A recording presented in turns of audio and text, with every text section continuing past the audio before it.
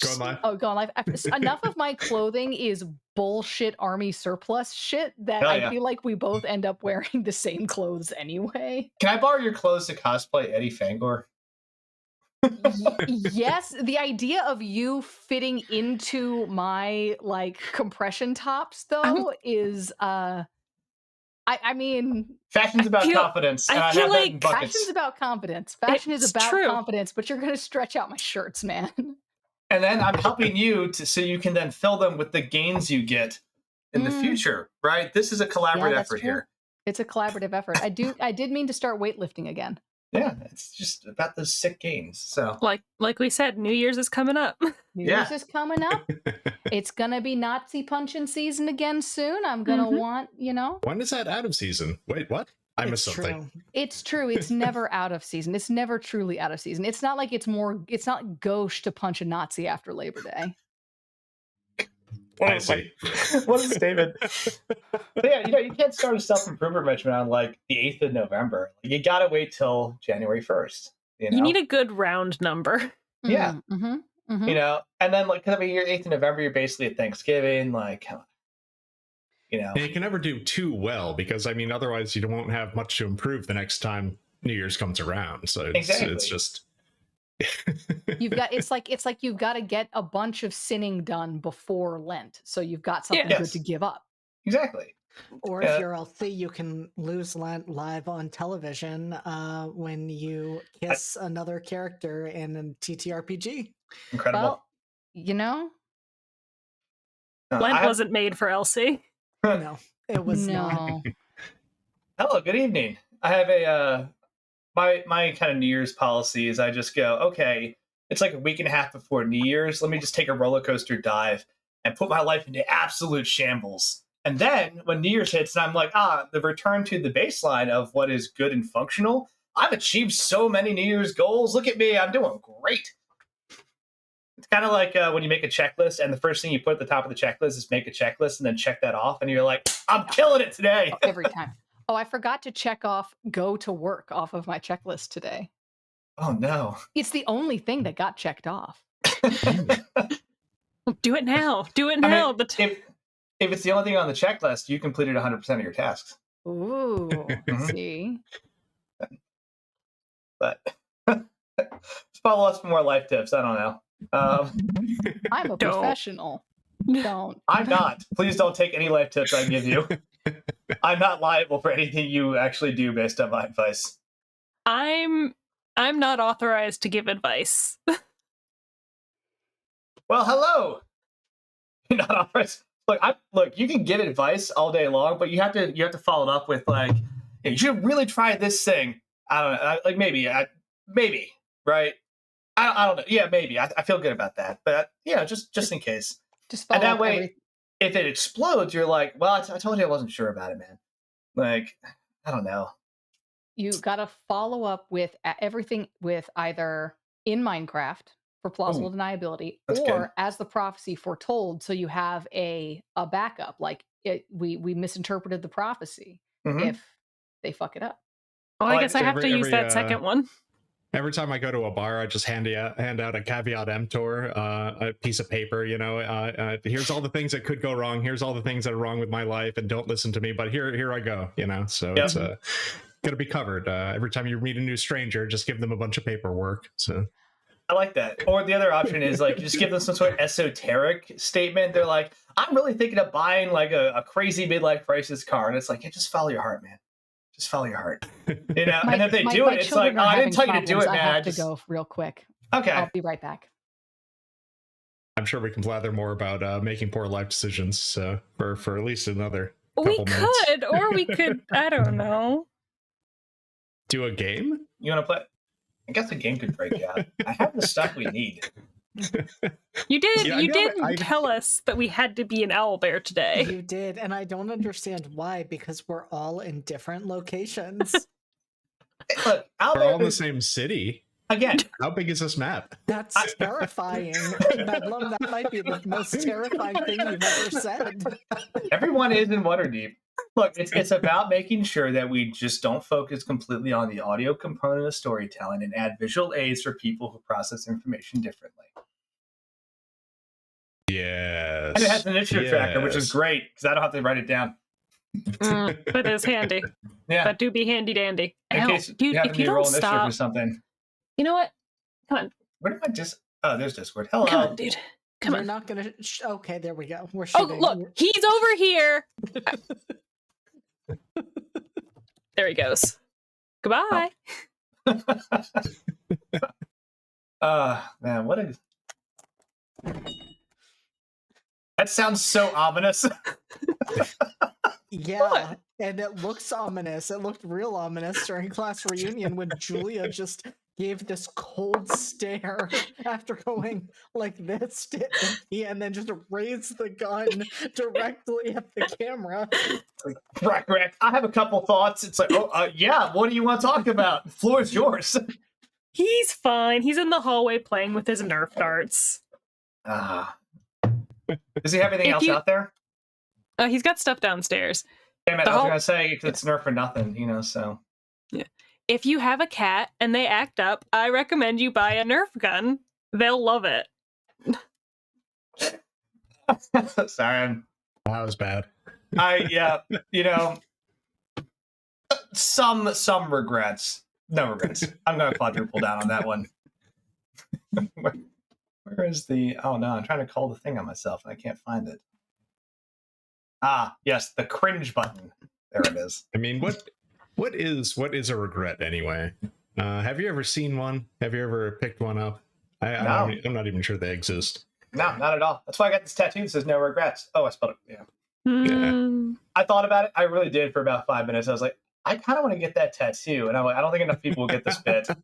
I think people would just think I'm an idiot, which, to be fair, is also not wrong. But what do people think about the original? Maybe it was a bit, but yeah. Anyway, it's too meta. There's too many layers. I think I should just get like a cat, like a pushing cat juggling pastries or something. That actually, it just seems soothing. Like, and that way I can like put it on my arm and as I'm like flexing my sweet games or whatever, be like, look, it's juggling, and just like flex the little like cookies it juggles or histories. See, it doesn't sound like you'd have enough regret there, though. So, I mean, I regret not getting like a thick sleeve with I don't know what did people do? Cool. Yeah, I got nothing. Wizard of Oz sleeve. That's yeah. Could you imagine being the kind of nerd, that gets a Wizard of Oz sleeve? Like, come on. She's not here to defend herself. I was gonna say she's not even here. No. I was saying it's very cool. I can't wait for her to watch the VOD and hear this. I don't think. I mean, Bedlam does. Does anybody else actually watch the VODs? Me. Really? With the notes we take, you go back and watch the VODs still? Damn. All right. Yeah. Yeah, I edit them, so I also watch at least like huge clumps of them. That's why I had to eventually I'm the improve bad my guy. microphone. I couldn't keep hearing myself in the VODs. I was like, oh no, I have to improve this. Now I'm okay with the settings. They're okay. I feel like I'm the asshole in this situation. Because you don't watch the VODs? I lived them. Oh yes, but do you okay, so do you watch the I am VODs the for the other VOD. shows? No, not really. See? I do. I don't. I'm so bad. I don't watch any shows that I'm not in. I just like seeing myself. So I run into people who are in the other shows, and I'm like, hey, what's going on with your session? And also, like, maybe the last 9. I don't know. Like, just what's going on? That makes it fun because then I get a completely organic, like, adventure story told to me, and I'm like, wow, that sounds really cool. Then I should watch that, and then I don't. What could happen if you don't watch other people's VODs is that you come up with this whole scheme for bone magic for your character, then find out that somebody else's character already did that, and that you're basically just replicating what they did. That would be super awkward if that happened. And it would be so awkward if we then ended up at the same table in 2 different games. That'd be crazy. I hope nothing like that ever occurs. Hey, welcome back. So we're talking about watching the VODs and how only nerds get Wizard of Oz sleeves tattooed. Oh, yeah, that's fair. Just casual conversation. I mean, it's not false. It's not false. Andy All was right. looking for an example of a sleeve, and that's all that came to my mind. There it I is. do, I do love that tattoo so much. The sleeve. It's good. That's a Work good one. of art. Yeah. So Again, for the chat, I cannot describe how bad the bubble around Glinda's halo was. a little spicy. A little spicy. Pretty Oh. bad. Colors look great though. Yeah, very nice. She's so good. Erin Chance is so good. But anyway, my son was rolling around on the floor and kneed himself in the nose so hard that we were briefly worried he broke it.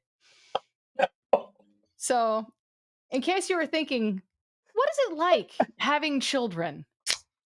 Hell It's yeah, grip it and rip it. it's great. It's great. We're having a great time. So, is he all right? Oh yeah, he's fine. Okay. Is there blood on the Pikachu suit? That's the real concern here. Not from that. I have some follow-up What an questions. answer. Who Like, hasn't- legit. Who hasn't gotten blood on their Pokemon themed onesie at one point in their life? Let's be real honest. But yeah, That's true. It's true. Look, when you leave Yeah. Magfest and you go to a Waffle House at 2 a.m. and get into a fist fight dressed as Pikachu, like that happens. that's pretty much what Theo did. Yeah. Mhm. Yeah, that's what my 6-year-old's all about. It's getting into fist fights at Waffle House. I feel like I recently rewatched Hamilton, and everyone's like, "Let's go to Jersey to have these duels." And I feel like the modern day version of that is like, "Let's go to a Waffle House parking lot and Because they sort meet this behind the out." Waffle House parking lot. Yeah. Let's go. My husband actually said that to someone at work one day. Did they go? Hell Did yeah. they did No. did the guy show up? No, he said there was somebody who was pestering him about something, like, and constantly kind of like basically doing that thing, that they'll do, the people in a corporate workplace will do, where they're like, have you thought of this thing? Have you thought about this thing? Well, we, who are unrelated to this part of the process, really think you should try this thing. What would you think about this thing? That's my favorite part. Yeah. And at a certain point, he said, hey, your boss can come meet me behind the Waffle House parking lot of his choosing if he would really want to talk about this with me. But I'm done entertaining this particular notion. You gotta assert dominance, just drop a pin in like at a time and be like, "See you there," Yeah. and then not show up. No, you gotta show Yeah, up. you got to show up. You got to show up. No. They did stop messaging him. They did about that. About Mm. that. They did continue to have to work together for other parts of the process. So What's the Waffle House like equivalent of a Grand Slam? Like the whole shebang, it's the hash browns with all of the various, like, the ways they describe it, right? It's the hash browns. Yes. So you get in there and you start just like housing these like super cheddar bacon hash browns. And we're like, "Are we gonna fight?" You're like, "Hold on a second, I'm carb loading. Let's go." Mhm. It's gonna take a minute. It's got endurance. There was yeah. What? There should be some Waffle Houses in Waterdeep. Oh, absolutely. That's what we yeah. You know what? That's what we need. Yeah. Let's skip the fight. Let's go fish Brindle out of the sewers and go to the And go to Waterdeep. a- Waterdeep yeah. Waffle House. Waterdeep Waffle House. I bet that place Waffle is Deep. wild. Waffle Deep. So, Waffle Deep. I That's feel good. like Cannon. Sorry. Sorry, Bella. I feel like I feel like the Waffle Deep is where Hagen would usually meet up with Brindle. After a late night of moving some things around illicitly from a storage place, like gives Brindle his pay at the water. The Waffle Deep Cafe. Yeah, there we go. Nobody pays attention to you. They're just like, here's your stuff. And that would really shine a light on how okay Hagen was with buying the coffee for Brindle, because it's extremely cheap and terrible coffee, so Yeah. it's fine. It's fine. It's like 2 shiv or whatever, or 2 shin, shiv, whatever, copper. 3 hours of just sitting there chilling, eating some waffles. Hey, if you're gonna carb load, you got to commit. I feel like the proprietors, there's 2 people working there at any time. There's an earth genasi and a fire genasi, and they take turns. You're never sure which one of them is going to be doing table service and which one of them is going to be on grill, but they both loom and lurk to the point that might be their names. Ooh. You know? I don't. God, You're this is- not sure which one is Loom and which one is Lurk. Oh, this is just becoming canon. We're designing new characters. We're changing how we're playing this game. B dies. I'm playing one of these guys. Now, what I'd like to see is if this place Yeah, is just 24 fucking hours rip open, it, right? rip Which I it, assume baby. that is, right? Slop that down, it dude. makes me think of the Dude, front crack desk one for the sergeant big boy. in Hot Fuzz, right? The two brothers, but they're played by the same guy, but they're the two brothers, and one is always sullen and angry and irritable, and nobody tells me nothing, and then the other one's very cheerful, and they're always I forget what books they're reading, but yeah, having some sort of character who's always there, but has like vastly different personalities depending on when you show up. Yeah, I like that. It's also like in what was it, Avatar, Last Airbender, when it's like, oh, you got to talk to my brother, my brother's Shu or Doc, and it's the same dude just running both ends of the town. This one dude has a hat. Like, oh yeah, you got to talk to Shu. That's not me. Hey, that's funny. Very good. Well, you got a donation, so now you have 8 adventure points. All right, I guess we can start this game with all the different hats. Yeah. That's for anyone who reads the Wax and Wayne series. I love Wayne specifically because he's just like, hey, I'm going to be a disguise artist, and anytime I get a new disguise, I need a hat to go with it and a good custom accent. That makes me very happy. That's basically the character Bedlam played in the Oz game, right? No, I think that's the character Andy played in the Oz game. Andy played in the Oz game. Here's the fun part: I That played that was character you. before I read these books. Oh, And as I was reading right, these you books, I played was the like, flying monkey. yeah. So I was like, oh man, this character looks really familiar. I didn't read this first. So it's a whole completely different IP. Nice. Sure. Anyway. Let's get started. Let's do this thing. Let's go. So, of course, like every time, we'll start with introductions, and I will struggle to find where the buttons are for this. Here we go! Bedlam.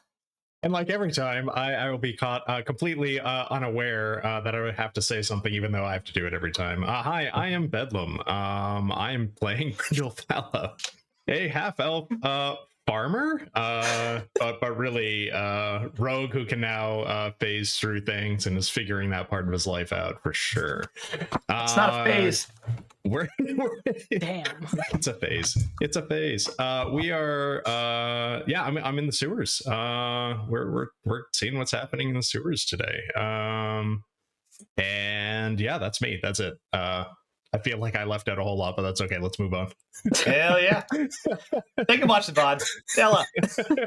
Hi, I'm Della. I'm here and I play B. B is a perfectly normal gnomish wizard. I'm having a delightful time doing magical shit and engaging in shenanigans. I had some interactions with the police, which I'm sure is fine.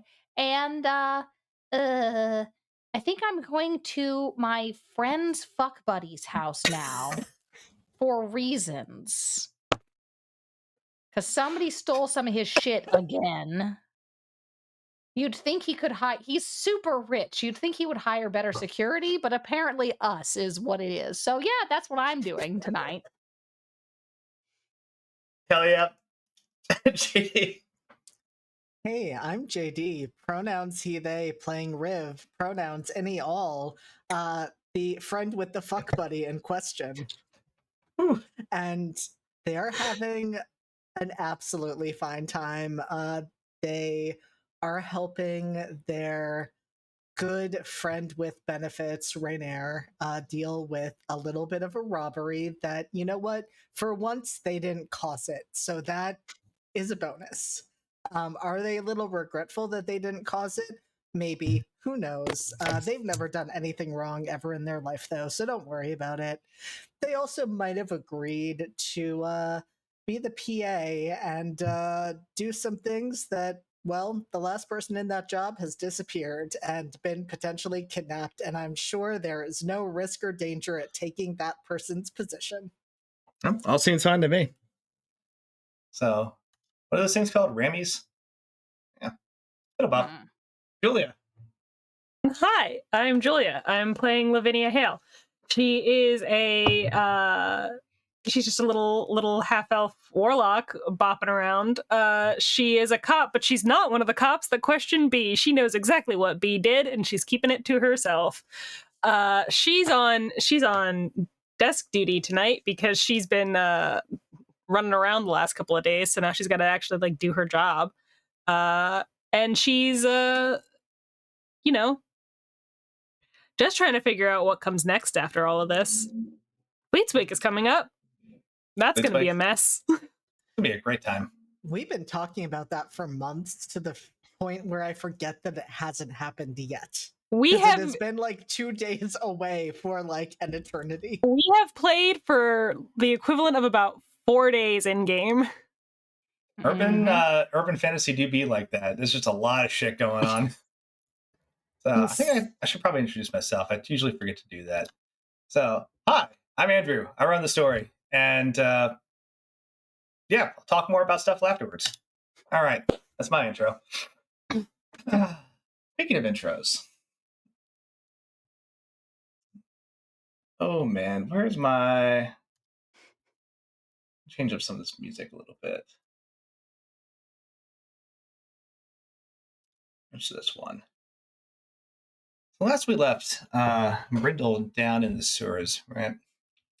Trying to figure out kind of this odd problem that his uncle put him up against, saying like, hey, we're going to retaliate against some people who wronged our family. And they have a hideout down in the sewers. And Brindle,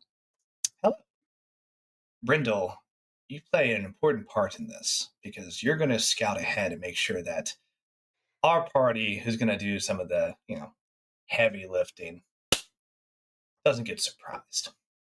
And that's where Brindle is now, working his way through some sewer tunnels. And he heard some voices and saw a bit of a light further down.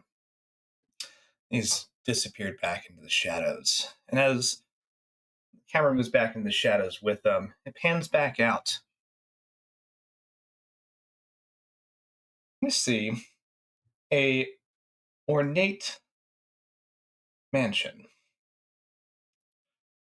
Low fires and light give it longer shadows than probably should have in the corners. But nevertheless, it's well decorated, classy, and, well, ornate. We see two figures that we've seen before. Victoria and Amalia Castellant are huddled over a table with just documents, plans, little sketches. And at one point, Amalia leans back with a cup of tea and says, Victoria, I've been thinking about it, and I think Osvaldo will really enjoy this party. This year it's going to be a big one for him. I think we're really going to impress him. And Victoria gives a little laugh, but his expression doesn't change. He goes, well, you know what they say, kids are the future. And we'll make sure he's ready for his. They clink their glasses together. There's a knock at the door. Victoria looks and says, enter. Now, servant, finally dressed in a very nice red coat, says, I'm sorry to interrupt. Message for you. And hands a little telegram. Amalia quickly reads it and says, of course. Set up the introduction. And the servant nods and backs out. And we see the letterhead still on the table and says, Eclipse Theater. Letter of introduction. And they both give each other another significant look and both smile. And Victoria just says, perfect timing. And they clink their glasses together again as we fade out from there into kind of a stuffy, cramped building with lots of little cubicles, kind of larger work area, and you just see the green and yellow colors of the Waterdeep Watch as people are wandering around, filing paperwork, logging evidence, and some people just drinking coffee and kind of enjoying a quieter night shift. And you see new watch officer walk over to Lavinia and set down a little box and just says, special request came from admin, Captain Admin, sorry. Just wanted to, make sure you got it. And gives you a little nod and walks off. Okay. I guess I will open this. How big of a box is it? It's about yay big, a small package. All right. Lavinia will. Yeah, she'll just open it. Okay. Inside is a pair of dark tinted lens glasses where the note just says, bring these with you. Oh, God. Gifts. And she will take them and she will put them with her things that she takes with her, like her notebook and all that other stuff, and she will just discard the note. She doesn't need to keep notes from Advent. Mm-hmm. It's very professional, no like shenanigans. But you turn back to your paperwork, and it's a small mountain of paperwork that you've been kind of neglecting, and return to just scribbling, filing, closing out case files, and completing logs. So we fade away from that.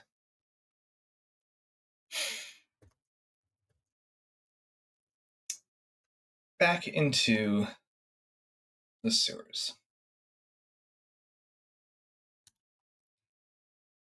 We're going to leave stealth into the shadows. And it doesn't seem like you've been noticed. Those two voices get a little closer. You hear muffled conversation, but you can't quite make it out.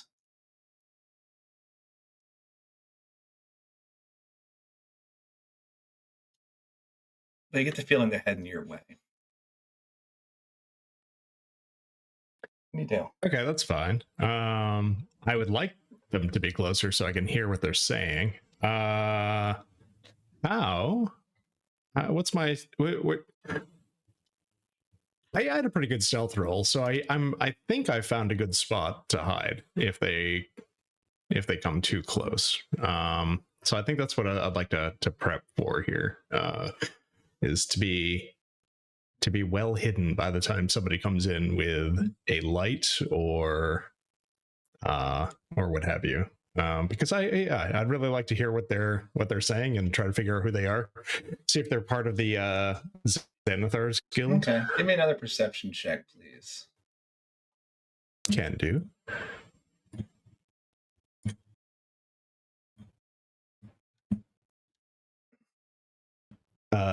That would be a 20, dirty 20. Okay. They get a little closer. You can now hear like the scraping of their boots on the concrete, kind of over the little bits of, let's say, steadily flowing water. As two of them were talking, and you catch in the middle of it, and basically it's like, yeah, I thought for sure I was a goner, when Arlen found out about that whole mess, like I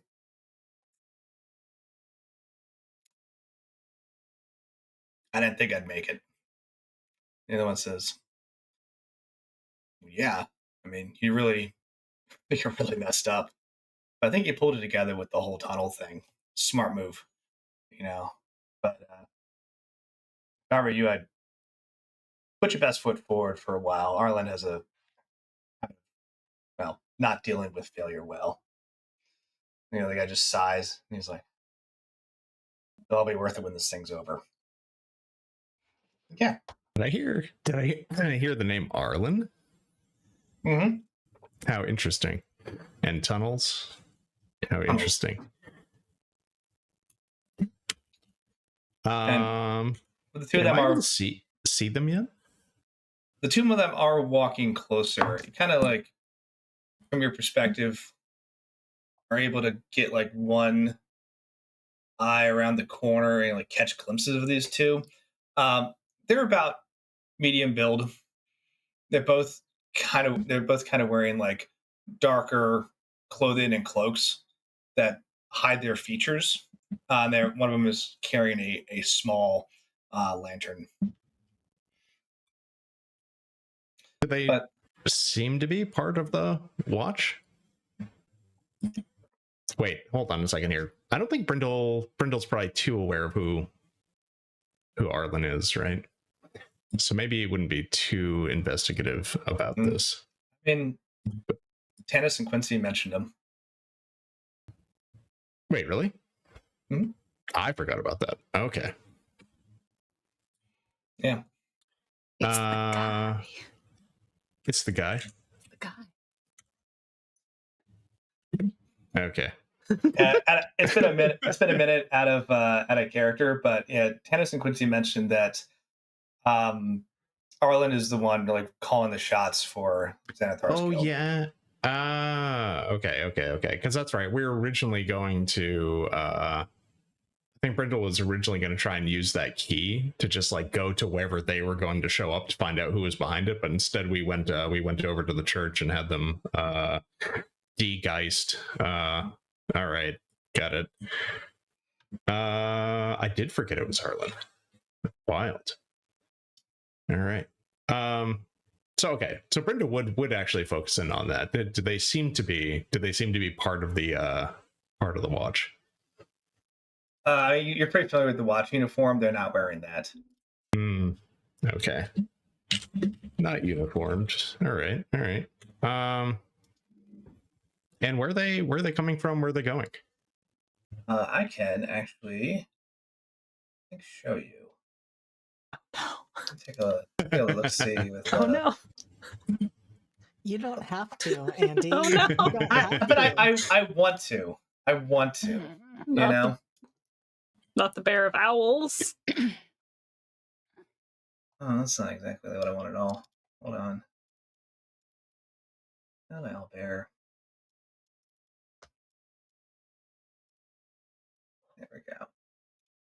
There we go.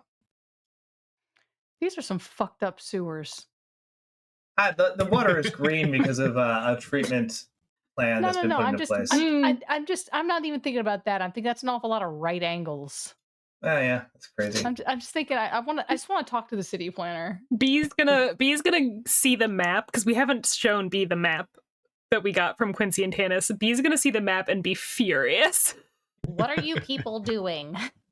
All the water flow here is directed by using magic. They're like, we like squares, we like grids. We're just going to use magic to straighten it out, and it'll all work fine. And then let's do one other thing. Let's no, it's not that button. It's this button. Let me change the alertness level to 1. 1 is standard. Okay. All right. So I see. And are they're heading toward my location currently then? They're heading toward your location. Neat. And I'm not at the exit. They're gonna go by me. Okay, I see. Yeah, you're in this nice little pipe right here. Yeah, I see it now. Okay. All right. Hiding in a sewer pipe. All right. The things I do for family. Cool. I'll wait for them to go by. And I do want to listen for more information about Arlen, about the their guild here in the sewers, what they might be up to. Anything more about this tunnel? I need you to roll a straight D20 and let me know if you get 10 or below or 11 or above. 11 or above. Okay. They roll a die. Look by you, and for a moment you kind of like slink further back into the shadows as like a little bit of light comes over the edge of your tunnel, but they're engaged in their conversation. And two of them just go back into this like small maintenance room that you see to your right, and kind of unlock the door with some key.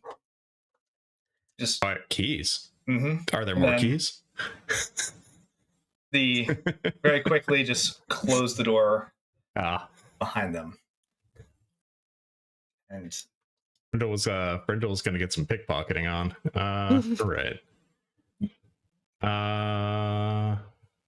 Okay, then I guess I'm gonna carry on. I'm gonna head toward where they just came from. I will not pursue them into this maintenance room. So let's see here. It's probably not well lit, but that's okay. I've got dark vision, and I'm gonna start making my way downtown. I'm gonna keep Where is downtown in this case? That cistern? Yes, I'm gonna head toward that cistern. Downtown. So we're gonna go, but Brindle can't see all of this. Or wait, no, don't I have a map? You do have a map. That was sketched out by Quincy and Tanis. Oh, thank you for the follow. Yeah, you have a map, and that's why I tried to do the whole thing, because you did the work. Oh, that's great. Well, then I will actually, in fact, head toward the cistern, because that looks like it could be a central location where things might be happening. Who knows? And but I'm going to do it stealthily and quietly, and I want to listen for other voices. Like there must be other members of the guild down here. They're certainly up to something. Okay. I want to keep my eye out for a freshly dug tunnel. One of the go ahead and roll perception as you're moving along these tunnels stealthily, quietly. 17. One of the things you notice very quickly is that as soon as that maintenance door closes, you can hear the muffled voices of these two, and then about 10 seconds later, those voices disappear.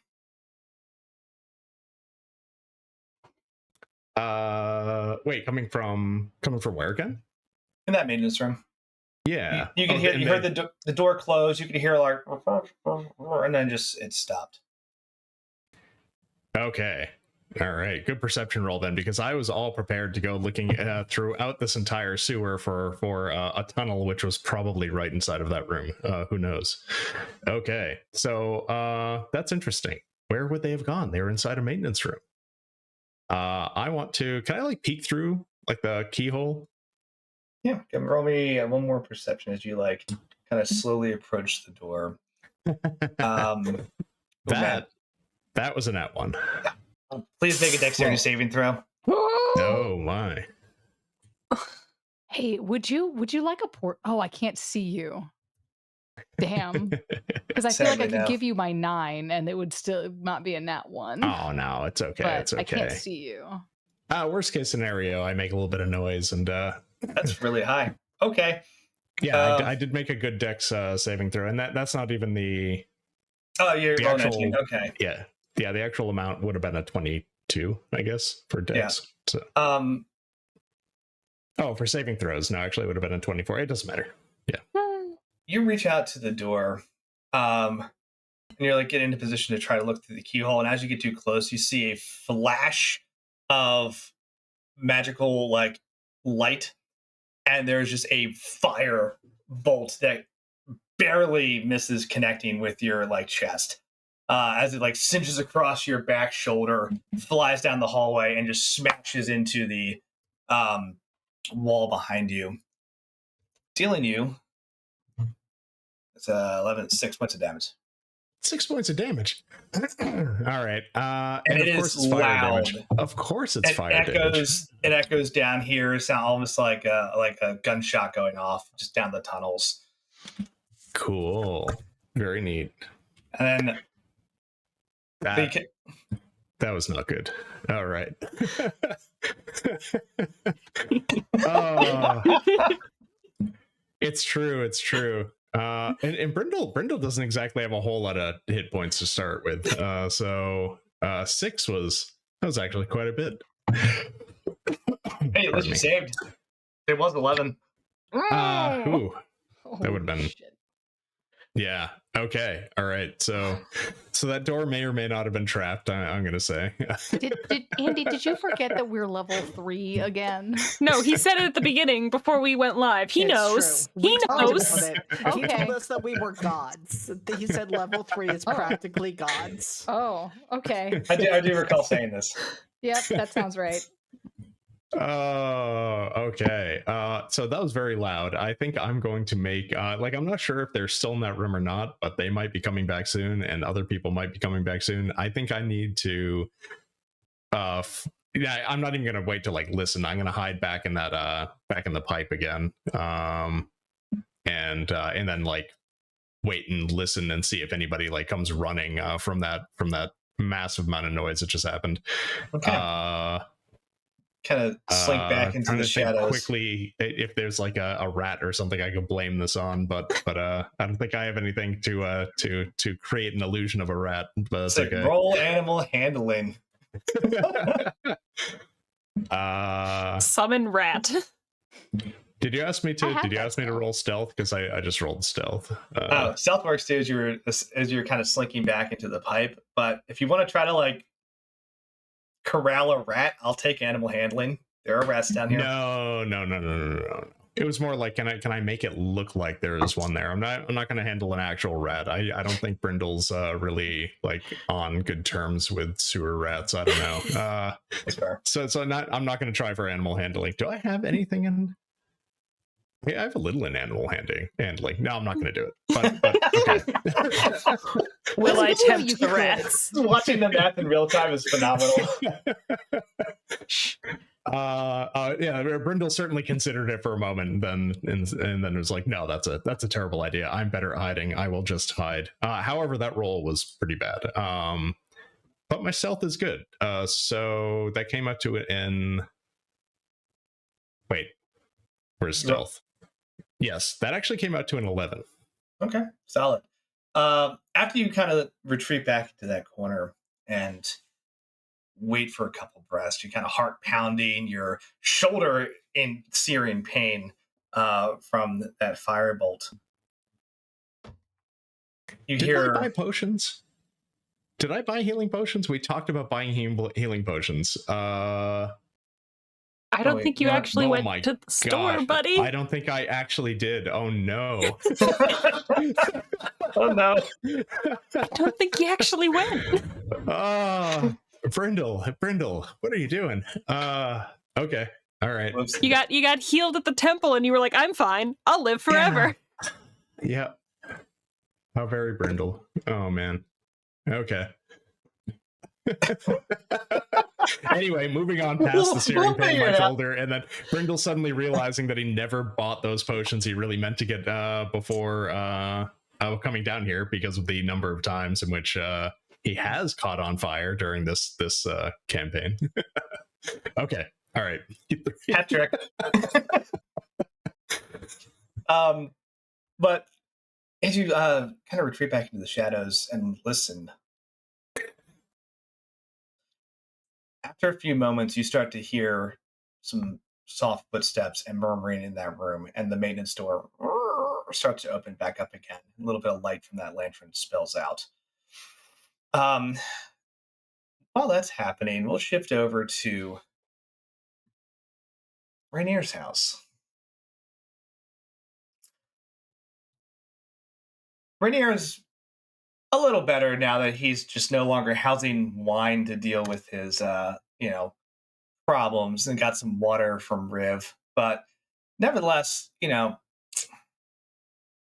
in the best of moods, as he's trying to deal with this loss of his family heirloom, this necklace that his mother gave him, and now just starting to realize all the potential connections that the party has seen, but just he hasn't, and has started asking some hard questions about, like, hey, do you think my father's involved in this? And having those conversation. B, you arrive and are quickly let inside. This place is nice. B is has never been inside a mansion before. And is pretty clearly, I think, like sort of vacillating in between, like, ooh, cool architectural features, and oh my god, there's so much money here. Should I take off my shoes? Should I probably shouldn't touch things that just like uh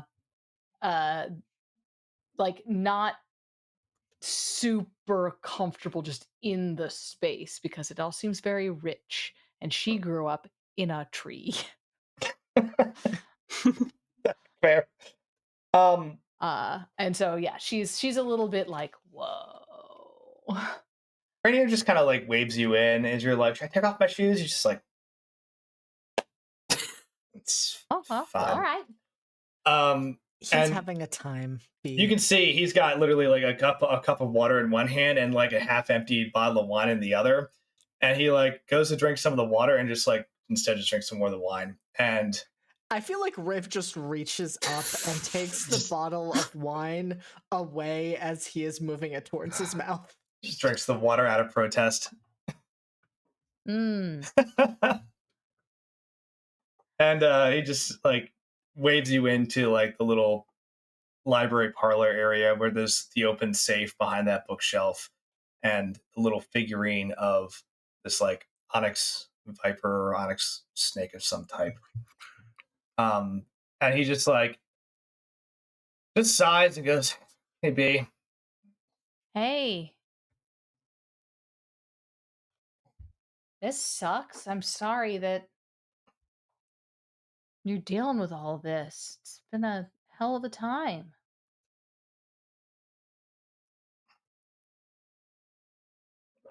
yeah, it's not been a good couple of days. I know, preaching to the choir, but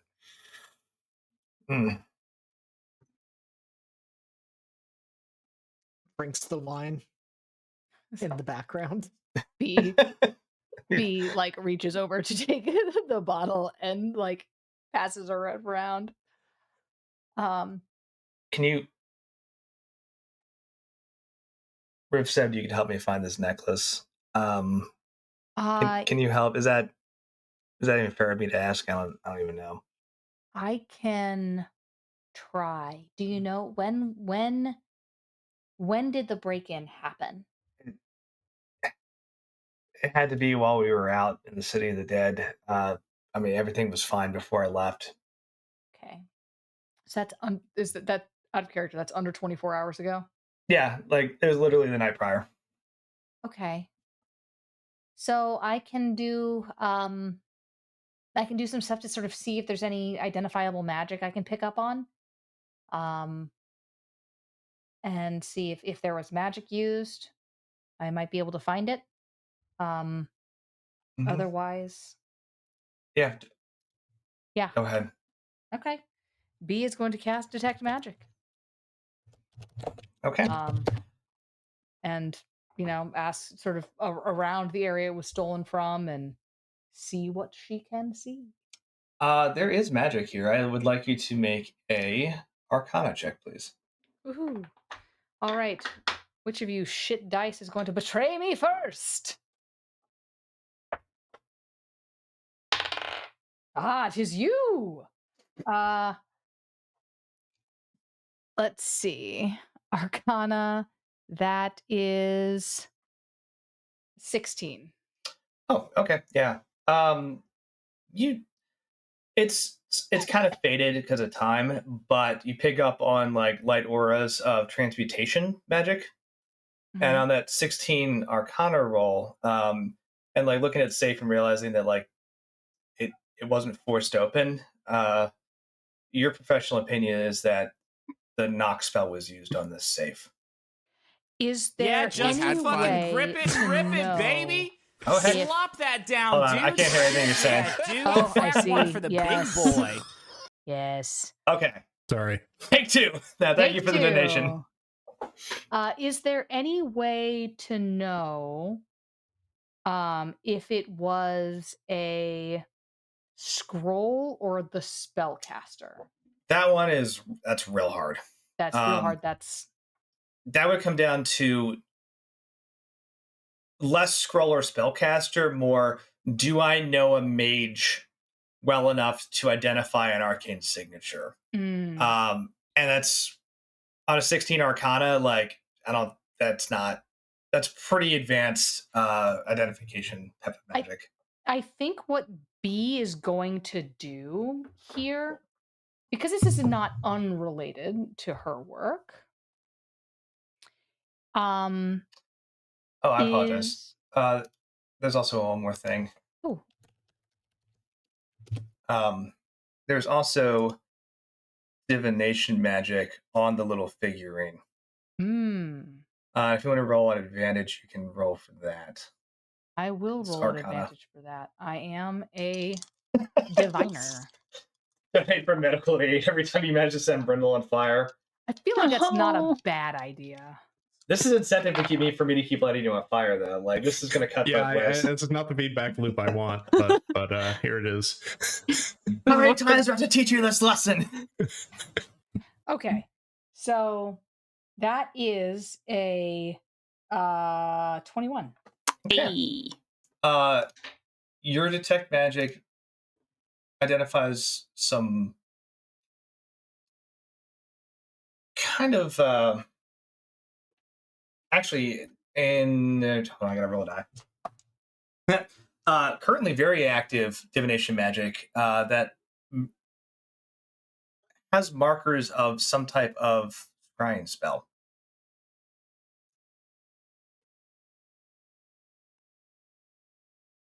Interesting. Some kind of scrying spell. Is there anything else I can tell about it? Like directionality, what types of things it's looking at? No, but as you're looking at the figurine, you see the eyes are made of little crystals.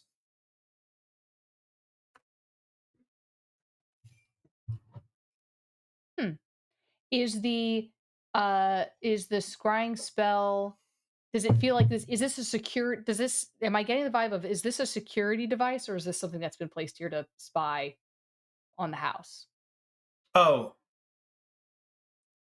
Rainier would speak up and say, that figurine wasn't there yesterday. Ah, well, interesting. It's very nice. Let me go. I'm going to do you have a quiet place where I can go study it a little bit further? Yeah, most of the rooms in the house are pretty much empty. Okay. Just kind of my life and my lack of family, you know. Drinks water. I'm gonna go get you some electrolytes.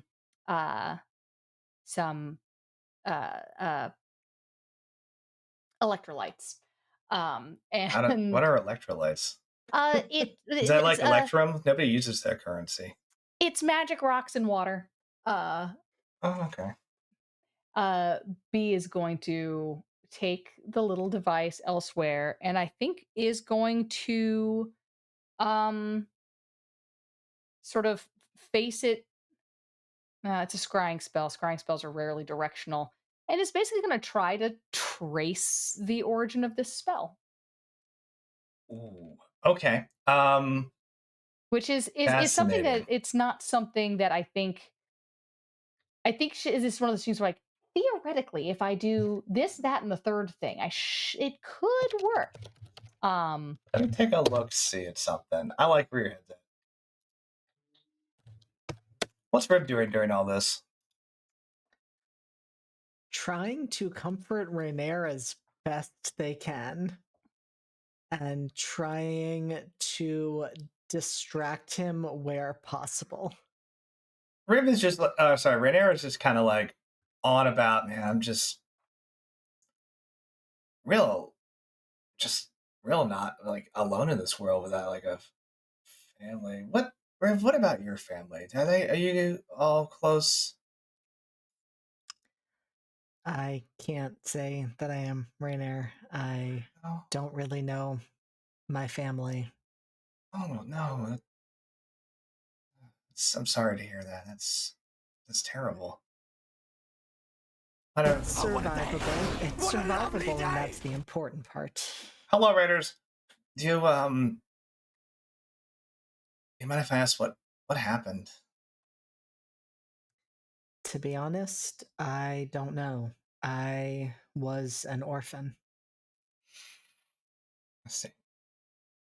so Well, no idea who my parents were, no idea who my family is. It's why places like the sanctuary are so important. he kind of like gives a little drunken hiccup and just says like, "That's the great thing about Waterdeep, though, is if you don't know who you are, you can be anyone you want to be." That is something I learned at a very young age. And like starts to not necessarily doze off, but is like in and out of attentiveness due to the large quantity of blood in his wine content. I should have said wine stream. That makes more sense. Moving on. Hey, B, Yes. you want to cast Identify on this thing? Oh, I do so want to cast Identify. Okay. I would love to cast Identify, in fact. I will tell you this. This is not how the spell works. But I Sick. love where no, like it's important to acknowledge that rules as written do not let you like trace back the thing. However, it's a great idea and I'm all for it. So I would like you to cast Identify, or as you cast Identify, make me a DC 15 Arcana check. And it's divination, so you can do it at advantage. Sick. All right. As you try to like tweak the kind of methodology of this spell. And then Okay, that's on the floor, but it was an 11. So I feel like you got that crushed. the other one, yeah, that'll be a 17. Mm-hmm. And then this one is the 17 on the die. So that Okay, is a 23. 23. Yep. Very nice. What MacGyver-esque thing do you build off of this like pearl component to identify as you are like trying to retune it to help you trace back this divination spell? I think B thinks about this and takes the pearl, and what I think B uses instead is sort of looking around, because B gave the pearl back. You picked like- up a pearl. Oh, I did pick up a pearl. I Mhm. do. I have a pearl of power. So Yeah. I've got that pearl, but I think B is like, I don't know, this is gonna work. But magical resonance theory, and she's been teaching this class in material components. I think B finds a couple of different things. One is things that have to do with like sound and sight and reflection. So I think she grabs a tuning fork and a little mother of pearl like clamshell mirror, and like basically places the pearl inside the tuning fork Hell yeah. and uses the mirror I want as to get like, crazy rated.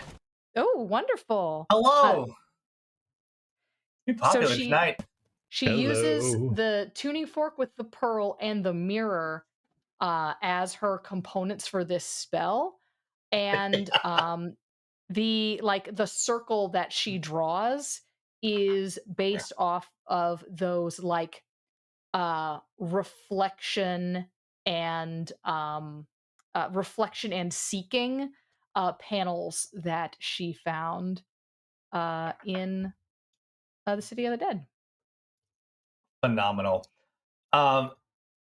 Very quick, as you put this together, it seems like a hell of a shot in the dark to figure out like, yeah, this is not intended at all to work this way. But you try to trace back the source of this magic, and Because with scrying, like it kind of pings in about 10-minute waves, so it's hard to keep one locked in for a long time unless you're expending a shitload of resources.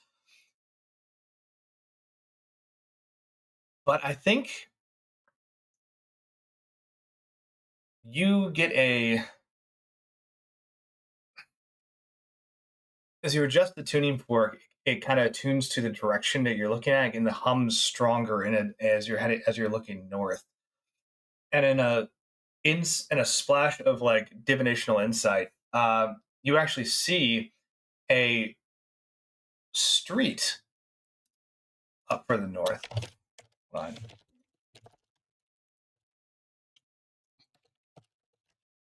Oh, thank you for the follow. Got way too many tabs open. You see a street with a cute little manor house on it, with an emblem of a kind of blue crest, and it looks like a falcon or an eagle or something diving. Mm-hmm. And then that kind of fades away, and if you like hit the tuning fork again, like it recalibrates to the direction and like puts that visual back in your brain. So it seems like whatever's happening, this is static. Okay. Okay. B is going to take down the spell, is going to sort of look at the statue and be like, this is really nice, and is going to put it on a desk in the unused room and walk back into the other, back into the space. So exciting news. What happened? Oh, that little cute little statue. Someone had a scrying spell on you. That Oh, was potentially watching the room. Is that something you knew about? no. Should I break that? Um, Maybe It seems bad. depends on how much you want them to know. Whose family? I I can't mean, remember. sometimes I walk around here without like clothes on, but I don't. I mean, most people do, right? It's my house. It's your house. I don't see why that would be a problem for Yeah, like I'm anybody. not ashamed of being me in my own home, right? So, Right? You You shouldn't be. yeah, like it's I'm surprised you're not naked right now. That wasn't I let the intrusive thoughts win on that one. That's on me. That's on me. he does like kind of look at you and just go and just kicks off his boots and is like, that's a little better actually. You know. Is he wearing a robe and drinking a White Russian? Oh my gosh. He should be. The thing about the little figurines that really brings this room together. Well, I think the thing about the figurine is, so I'm not really up on like whose crests are whose, because no offense, Rainier, I could not give a shit. But That's who tedious, I get it. who lives in the house? It's a little to the north of here. Blue crest falcon diving. I'm going to roll a history check for Rainier. He has a +9 to this. I'm going to roll it at disadvantage, though. That's fair. That's fair. Because he is very... Oh, I had a 17 and an 18. Holy shit. Shit. Damn. He says without missing a beat, like, oh, it sounds like the Rosnar family. Oh, I don't know why they're spying on you, but they're definitely spying on you. I mean, I don't know. Maybe they like the fact that I drink their wine. They do make good wines. Is their wine? Takes the bottle from Riv, looks at it. From the restaurant the other night. I just got something to go, You can take a bottle if you want. Oh, is that the last bottle? You can't take the last bottle. No, absolutely not. I'm not going to take your last bottle. But also, one bottle of wine will keep me going for much longer than. Anyway, yeah. So, any idea why? Well, I don't know, but they definitely, if somebody left that here, and you could assume that it could be the thief, trying to see if you know anything, or if they're looking for something else of yours to steal, like, Or just watching you suffer. or just watch. Well, yeah, but like that doesn't seem professional.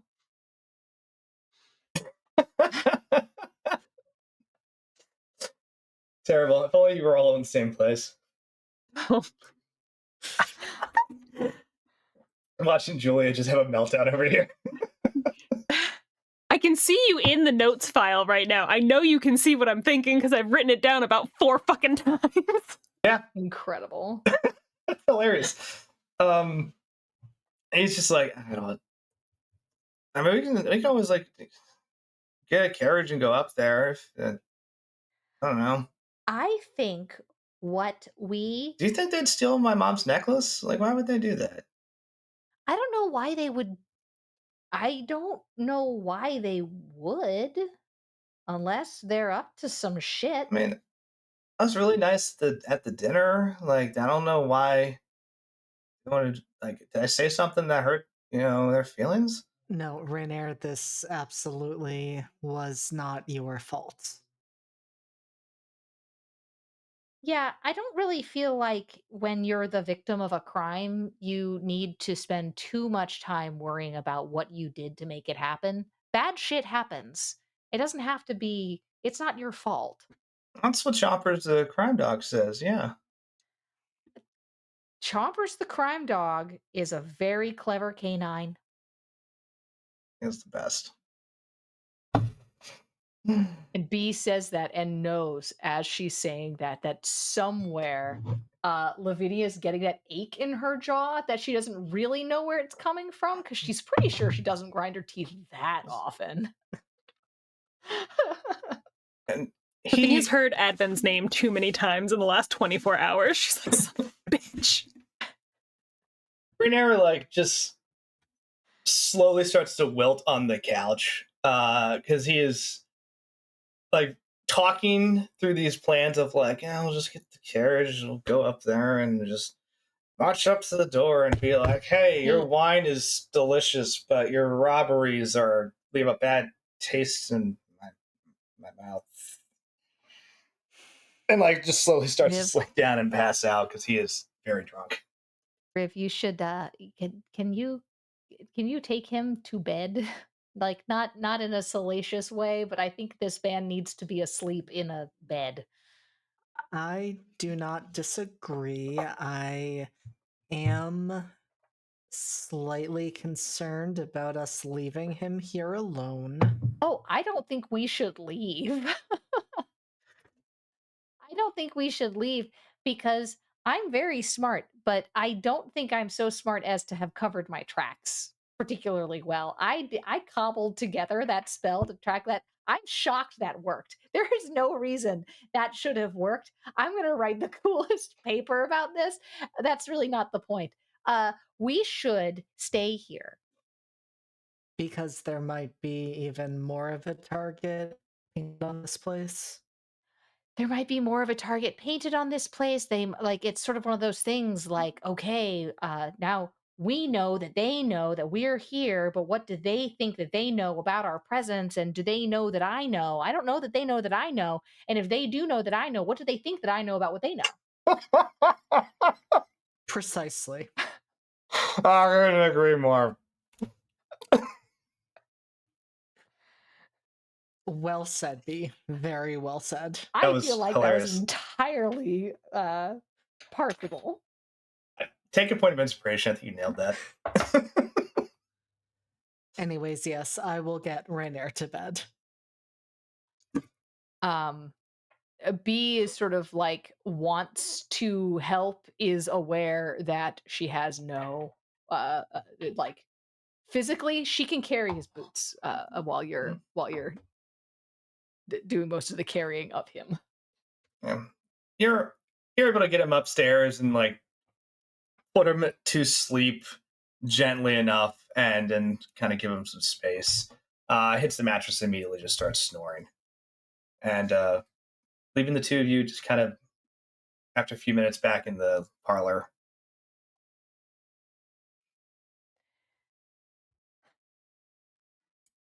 I feel like I know he doesn't want cops involved, but I feel like we should involve like our cop. I mean, I told Lavinia, but she apparently had better things to do tonight, like work. Okay, well, like people have like day jobs and who don't take magical cocaine to get their shit done. That wasn't in your backstory. It's not in my backstory. We learned some cool shit tonight. Or not. B does not say that. That What is haste? Is magical cocaine? Haste is magical cocaine. Alertness spells Cocaine. cocaine. Anyway, Learning so many things tonight. listen, there are multiple substances what? that can provide many of the same magical effects biochemically. The fact is, let me just tell her that I know that we have a suspect. Picks up the key. Okay. Hey, Scotch. Brindle, you hear this? Hey, Scotch, we have a suspect. Oh, For the theft at Rainier's. Yeah, it's the shit, I forgot their name already. what did you find? Oh, so Rosner. Rosner. Yeah, so the thief so they left this statue, this little onyx statue with little gems for eyes. And there was strong divination magic on it, and I was actually able to track their scrying spell back to them, and it looks like it was coming from the Rosner mansion. So somebody put a monitoring device on in Rainier's house next to where the spell hack came from. They used a knock spell, I think, to open the safe. Knock is not a particularly high level spell. Like a lot of people out there can do that. But now all that said, suspect, Rosner's. What? You can. I don't think you can hear it, but Lavinia's like reaching into like her drawer of her cold cases. What? What? You said you found a statue? A statue, yes. What shape is the statue? she goes, what shape is the statue? You're gonna have to remind me. My brain is like It's a serpent. It's a snake. The Black Viper robbed Rainier?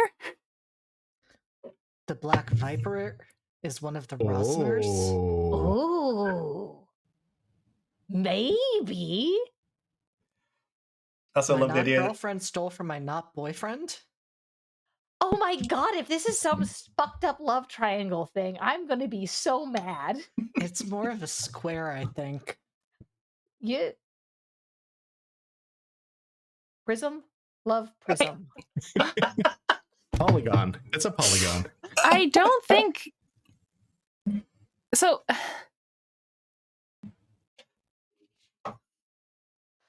So I should specify. I don't think this current Black Viper is the Black Viper from before because no bodies have hit the floor yet. But that does fit in with what I've been looking at with the most recent cases from this new copycat. Is that they kind of seem to be doing it out of some kind of like a weird petty boredom in their targets. So if it is a Rosner if it is another wealthy person, That would explain the weird petty bullshit. that would explain the weird petty bullshit. I bet it's Astair's sister. I'll bet it's a stare. Oh, that would be hot. I will Liv. say I've suspected it's the sister since we had dinner. Oh yeah, absolutely. No, B is just this is B's 10 charisma. I can read people. The police talk went well. It was fine. I did great. Yeah. I was very convincing.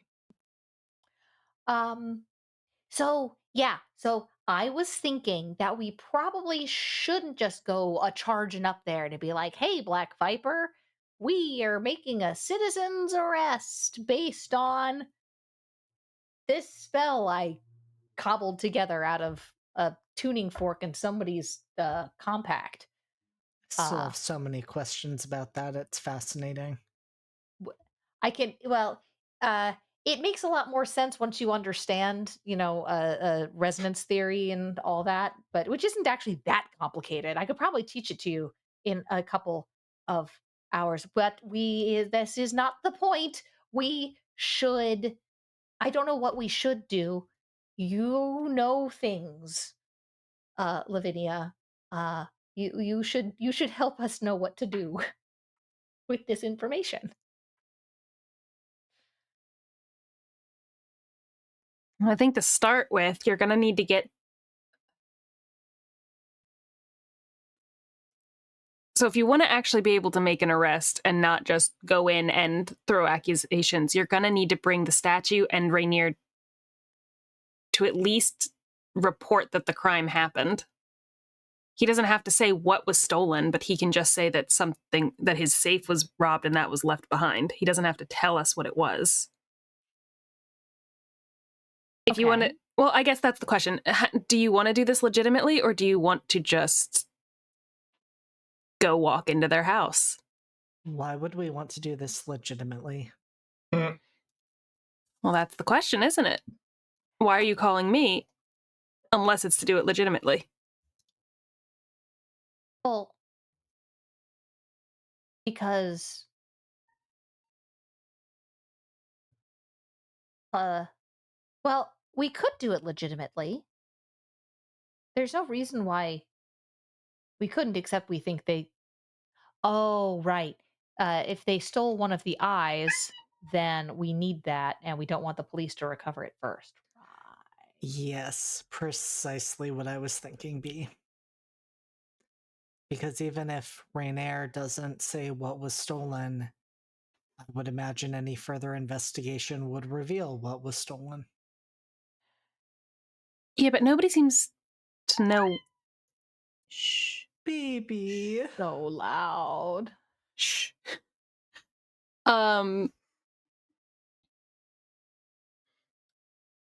your best bet is to, if you don't want the police involved, you definitely don't want to walk straight up to their door and accuse them of anything. Because if you don't actually have anything to prove it, then I have no doubt they will turn around and get the cops involved just to get in your way. Right. And as you're listening to all this, the light gets a lot closer to that tunnel, and you feel like there's a possibility that they're at least going to check it.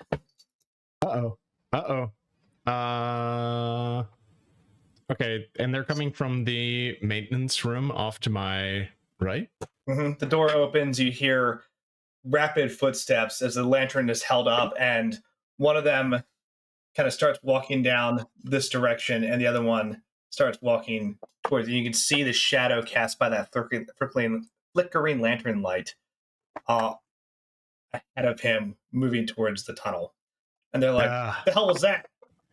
I didn't want to use it so soon, but I think Brindle's just gonna go invisible. As you're still hearing this conversation in the background. Yeah, this is wild. This is cool. We're discovering things about the Black Viper. Brindle is at least somewhat interested in the Black Viper, and if not, professionally, because that's very cool. But yeah, no, Brindle. He's already taken some fire damage from that trap on the door. It's in a tight spot, and just goes going to use his invisibility, his innate ability to go invisible. So, okay. What does that look like? It's the first time we're seeing that. I don't know if it's the first time, because the first time was when in the City of the Dead, right? I thought you phased there. Both, actually. Oh, okay. That's right. Because you get yeah. So no, he just sort of like fades out. It's not anything too spectacular. Just sort of like very tense. It's like a very tense movie moment where like the one bandit, you see like the light getting closer to the tunnel, and then like he just puts the light in the tunnel and looks, and it's empty. Yeah, okay. I didn't think it was going to be like too sudden like that. It's more like as the light is like coming down, as you see the person like like coming down with the lantern and going to look, getting closer and closer. It's sort of like as the light approaches Brindle just kind of fades away, like away from the light. It's like like that. The shadows are kind of pushed back, and like Brindle just moves into the shadows and disappears. But yeah, he looks and pokes his head in, and is like, "Nothing up here. What do you see?" Is like,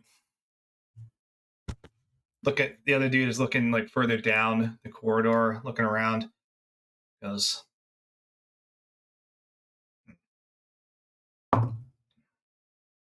thinks for a second as I make a roll. He shakes his head and goes, "I don't know. Could have been one of the rats. I don't see anything down here, but yeah, let's get moving before things get weird."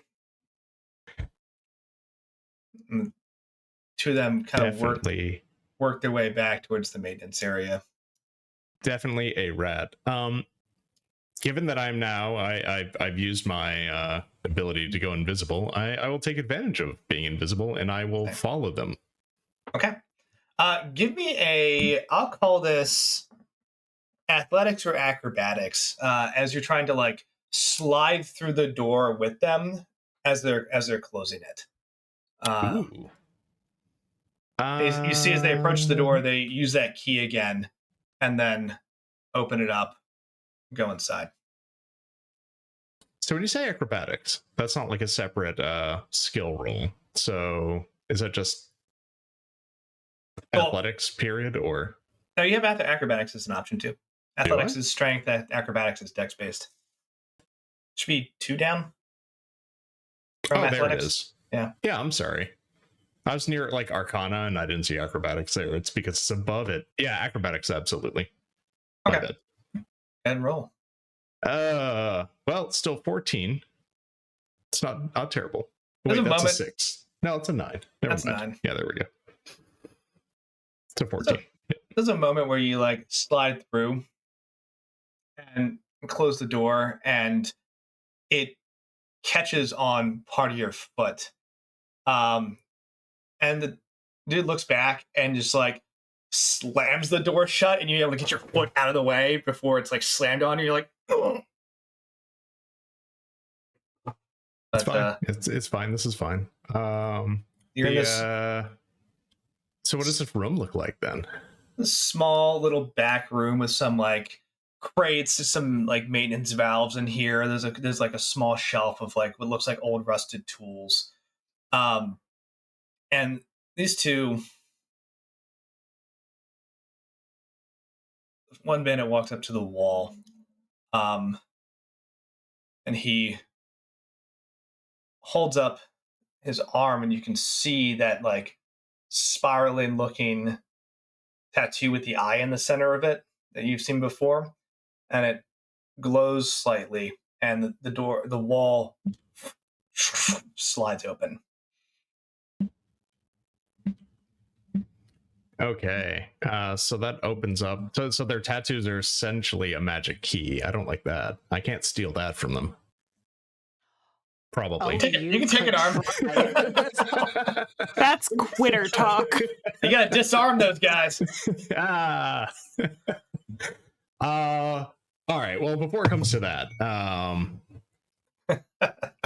I thought about stealing that other key, the one they use for that door, just in case I have to go back through it. But it's fine. I'll deal with that when I come to it. I mean, you're in a small room with the two of them. Oh, I know, but I'm not gonna do a dice roll in a small room with these two people. The dice have been too kind to us so far. We roll them bones. Andy's really starting to need a fix of setting you on fire again. I'm still riding that last nat 1, but I want another. I got a taste. He's only set me on fire a little bit this session. He wants more. All right, no, I want to follow them down this tunnel. Let's see where this tunnel goes. Okay. Because I feel like this is going to lead me closer and closer to this Zenithar guild, and hopefully find this blue stone that we're we're looking for. If I can get to that before Walter does, that'll be fantastic. Your die roll that I asked you to do earlier of like, hey, roll me for high or low. Yes. That was to determine which direction these guys were going, whether or not they were going away from or towards their little hideout. And the high was good for you. So they're heading towards their hideout.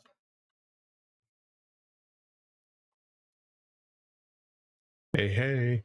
So I'll bring that up in a second, but you kind of walk through like a small series of tunnels. They're a little confusing, right? What did I say earlier about cisterns? Clearly the cistern is the place to be. So anyway, all right.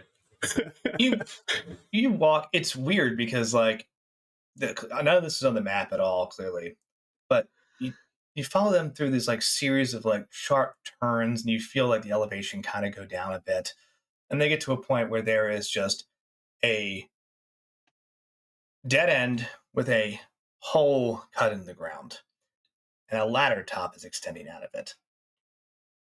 And first one like swings his legs over, holding the lantern in one hand, starts working his way down the ladder. And the other one kind of just takes like one more look around and like actually looks directly at you, and then I stared directly back at him. Just I'm picturing like, looks through you and just kind of shrugs, and also heads down the ladder.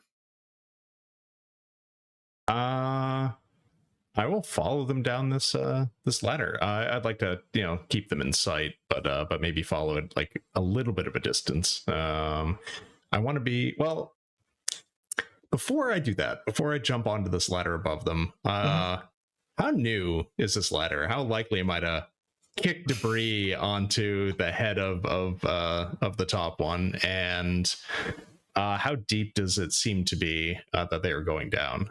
Can I wait for them to get to the bottom? Give me an investigation check. Okie dokie.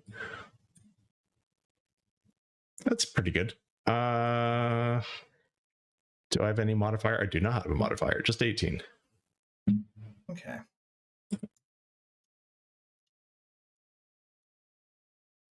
Brindle doesn't do intelligence modifiers. There we go. The ladder looks structurally sound. You don't think you're going to end up kicking any debris or anything at people? Okay. I gotta be real careful. Last time, all I tried to do was look through a keyhole, and I almost died. So that's fair.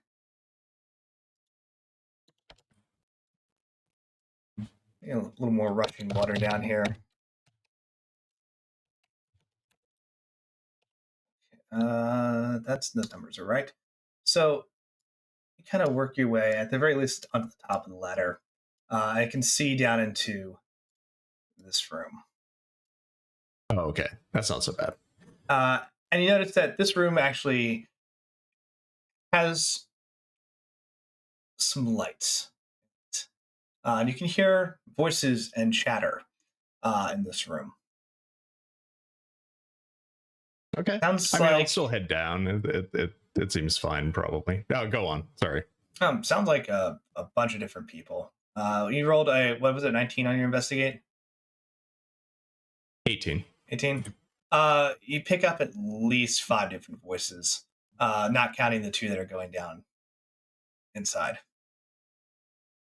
Okay, and I can hold invisibility for up to an hour. So okay, yeah, I will surely go down the ladder and check out what's going on in this room. Okay.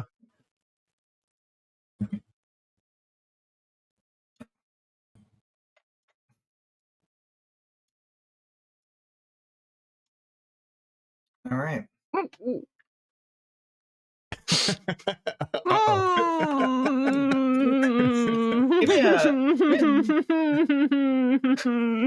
Oh dear. This seems I'm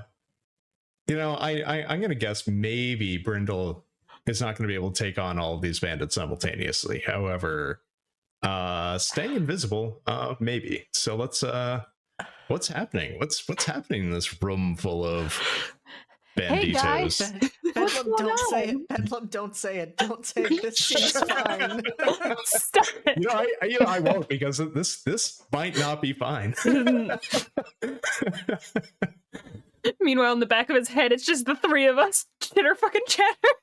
Anything There's a we lot can going place with on. this? Honestly, it really depends on if you want to keep this on or off the books. I mean, the whole thing with the orb is kind of crazy. But do you think the Black Viper might actually be one of the Rosnar sisters? That's nuts. I mean, just Listen, had if you dinner could- with them. I And people could, are like, oh, I fuck, could I like flirt. I wanted to. You know, like, let's romance the Black Viper. It's you gonna could- be a brand new plan. Listen, you could call in a tip. You could call in an anonymous tip, and we can go over there and try to like just demand something of them, or we can try to be sneaky about it. Because the thing is, if you just go over there and start making demands, they could just turn around and do the rich person thing of getting the cops involved on their side, and then you're never going to get close again. Lavinia, I don't want to make demands. I want to make out. Okay, well, aren't you at your boyfriend's house right now? Yeah. Yes, and And have you talked about that yet? Like, have you had the conversation yet? okay, like, no, we haven't, and I know we need to, and I know I'm making a mess of all of this. I'm just saying. Brittle, you're surrounded maybe- by a lot of very violent people. Maybe take it slow. Okay, so we don't. Also, you don't want to tip them off by like going into it too fast. If like, also that like, you know, I also really appreciate that Sergio is getting all of this too. Sergio is probably so sick of us. He hasn't answered. While this is happening, I do want to scope out the room. Does it seem to be a leader here? And So- maybe something where a blue stone would be what's it called? Would be stored in. Bandit 6 over here seems to be kind of standing up on like a little raised platform. And as you're looking, like there's some like improved structures down here where it looks like it could probably house about a dozen people. Not comfortably, but hey, you know what? Pretty good accommodations. Probably the best ones you've seen down here so far. The nice part of the sewers. Yeah. And he is talking enthusiastically about, you know, well, the thing you have to remember is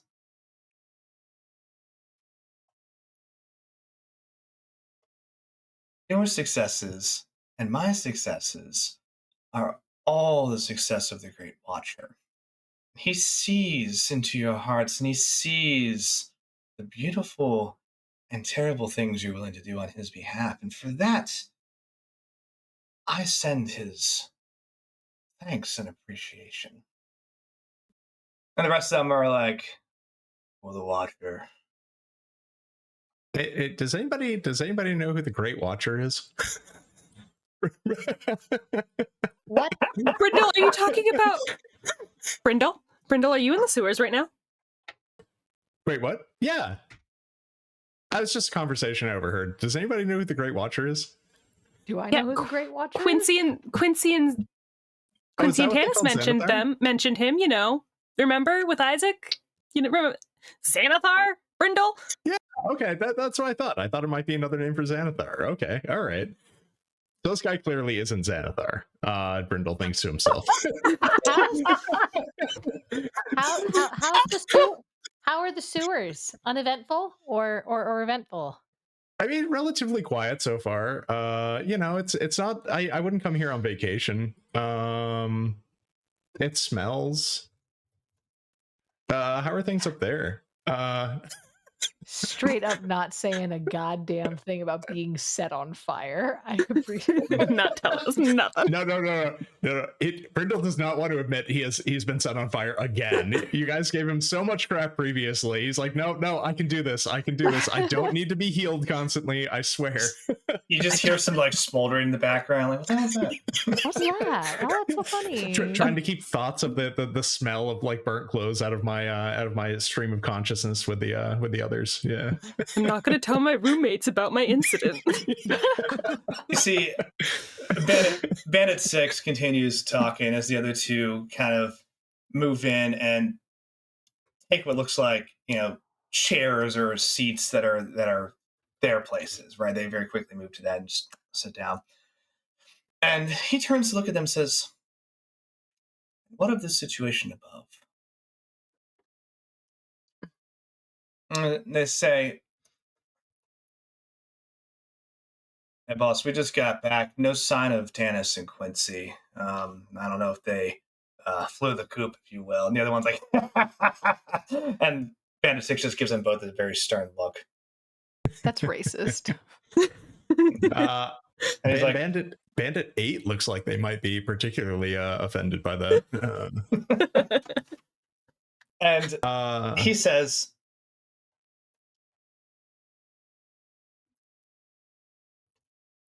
"Finding them is critical to the Great Watcher's plan.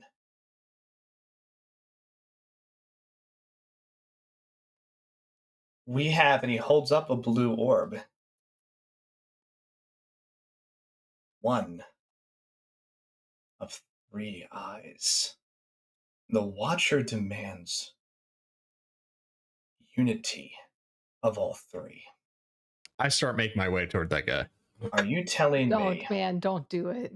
This B's not saying this in your head, but man. Are you telling me that the 2 we sent to recover a critical piece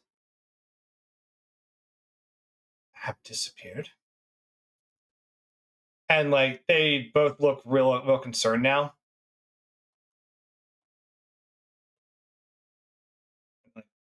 We'll take another lap and try and go find them. We just wanted to make sure everything was good down here, boss. He says, "See that your next lap is more productive." While they're in that conversation, they're clearly distracted. So this is when I want to be moving in toward the I need you to make a stealth check. I absolutely. really need you to make a stealth check. Very much. Also, how much of that were you projecting to the group, and how much of that were you keeping like shut behind the mental paywall? Wait, let me think about this. What did Brindle tell you that he was doing down here? You said everything was quiet. No, I meant before. What did he tell Lavinia he was doing in the tunnels in the sewers in the first place? I don't recall. You gotta keep your stories straight. I know. I should make better notes for this, but this is important. I'm making a perception check at advantage. It would be disadvantage because you're invisible, but advantage because of the number of people that are in this room. Instead of rolling 8 different checks, right? I'm going to roll 1 at advantage. That is at +5. I was going to say, my gosh. That's gonna be bad. That is a 14. Oh, good. Because I got a 7. I didn't roll that great, but I do have a great modifier for stealth, so I have a 17 for stealth. Okay. You, for a second, as you're passing by Bandit 1, he just kind of goes and like sniffs the air. It's like, "Anybody else hungry?" Like looks around, and Bandit 2 is like, and he just kind of shrugs it off. And you manage to kind of work your way more towards the center of this room. You didn't tell Lavinia specifically what you were going down here for. You just said you had to go down here for a job. And Lavinia's like, "We literally just found out there's traps and a gang down there." And you were like, "It'll be fine." Yeah. Okay, so he was very vague about this. I think Brindle can continue being. Let me think about this. Well. So here's the thing. Okay. So you and I think Brindle is going to let everybody know that he just saw the blue stone. Yeah, because that we both knew about because Quincy and Tanis told us that part. Sergio sure, but I didn't necessarily expect to be, I didn't expect to be. Sergio immediately responds and says, "Where are you?" I think I took a wrong turn somewhere here in the sewers. But there's quite a few people here. And one of them's holding this blue stone and giving a speech, and I think I can get it. I'm gonna try and get it. You need to let us know where you are immediately, and we will come and assist you. If you are dealing with anything involving the Genocide Guild, they are incredibly dangerous, and you should not be there by yourself. Also, you said there's people down there, like multiple people. You're going to try to steal it in front of them? Multiple people. Wait, multiple people referencing Xanathar specifically. Are they a cult? Well, I didn't mention anything about Xanathar. I didn't say anything about that. Okay, you just asked us about the Watcher. My God. Watcher. Okay, it's true. I may have. These might have been the people I overheard. We will talking open about the eyes of this city. What if? All right. Brindle does try to let Sergio know of basically where in the sewer he is. Okay, and also as a reminder too, once you are ready for Walter in the room, it is a simple just sending on your message to tell him. Yeah. Oh yeah, which is yeah. That could work out well. But first, before anything major happens, I want to try and get this stone if I can do it stealthily. Let me see. Do I know approximately where Walter and his thugs are going to be coming from, and how long it might take them to get here? They're going to follow the directions that you give them, because the idea is that they will take your path and work their way into this area. So it took you probably about 30 minutes, but that was because you had some time to sit and stealth. Point to point. Now, I hate this question. 5 on the fast side, 10 on the slow side. I hate this question, but I'm going to ask it. There was a door that they needed a tattoo to get through to be able to get here. I guess I could intercept those, but yeah, Walter doesn't let doors get in the way of what he's going to do. Okay. I mean, they do a couple of these folks are going to be leaving, and maybe that will give them a way to steal a key from them, Walter style. However, okay, that is, I do let our group know about that there's like Sergio and you guys, like there might be a door that can only be triggered by what looks to be like a magical tattoo that these guys have. It's got like spirals and eyes and such on it. It was cool. It was very neat to watch. And my wrong turn might have been because that looked interesting, so I followed them. And now I'm here. So I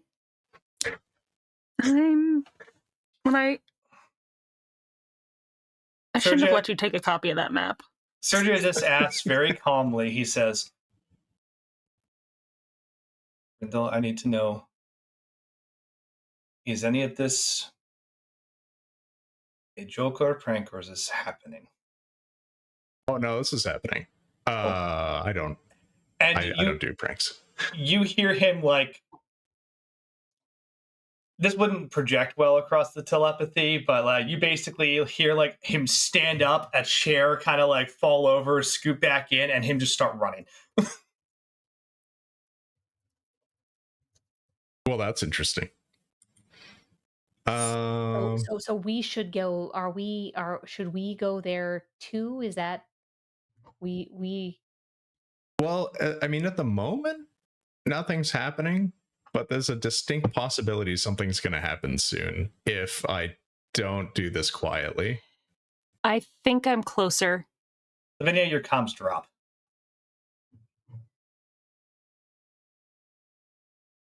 Did Lavinia just... Hello, Lavinia? I don't like that. Wait, let's cutting for. Ooh, I don't like leaving.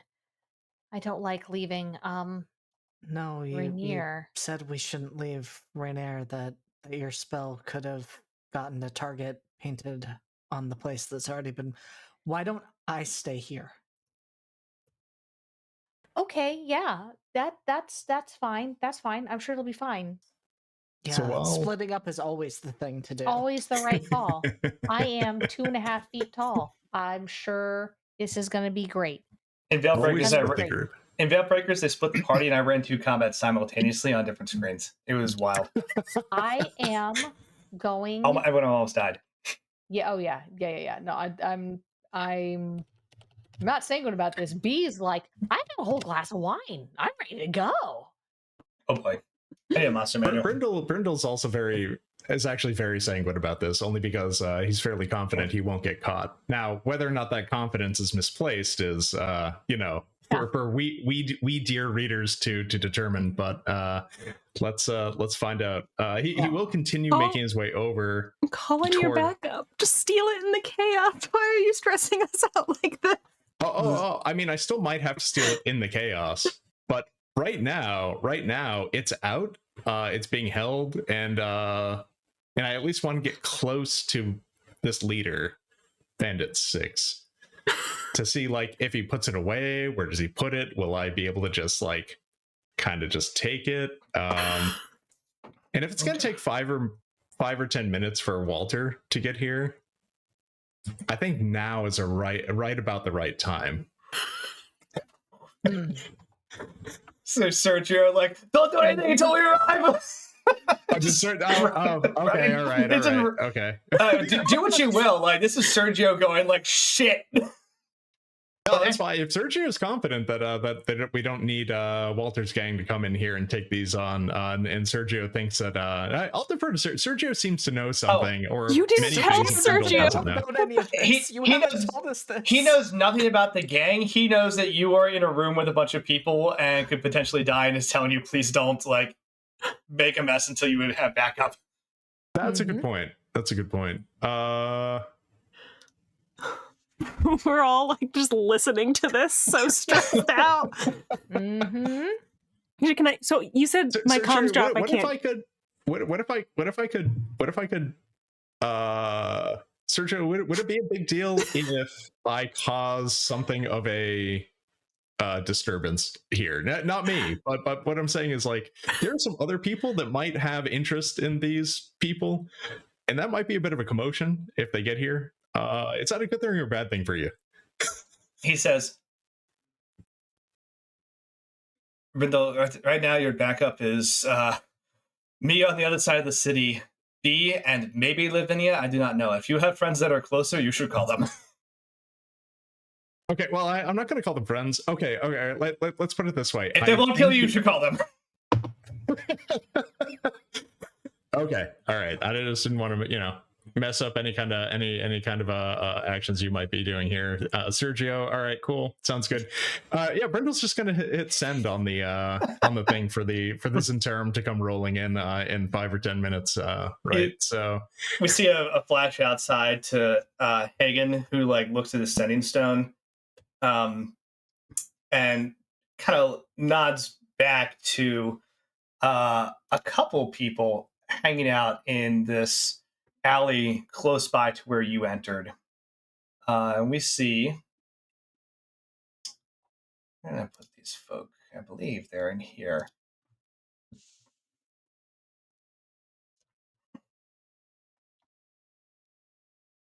Too many things. We see a woman with like pointed ears, long dark hair, blacked out eyes, and very pale ivory skin. We see another woman with stark white hair and strange symbols drawn on her like darker face, wearing like armor. A goblin who is just going through and checking his gear, and literally, was that a good stuff? We'll get there. oh yeah. The good stuff is Brindle's not going to die immediately. checking his gear and looking at like the 9,000 knives he has on him, and just goes, "I need more. Wish I had more hands." And a dude in a strange-looking person with pale yellow eyes, with a shock of like short white hair, wearing a red robe with like a almost serpent clasp. Who they all look at Walter in his nice suit with multiple of these ridiculous like firearms that he has on his person, and like these strange pouches kind of like attached at his belt line. And he's like,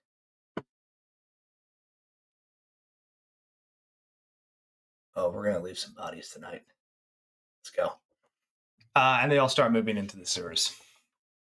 Well, Walter's got a gang.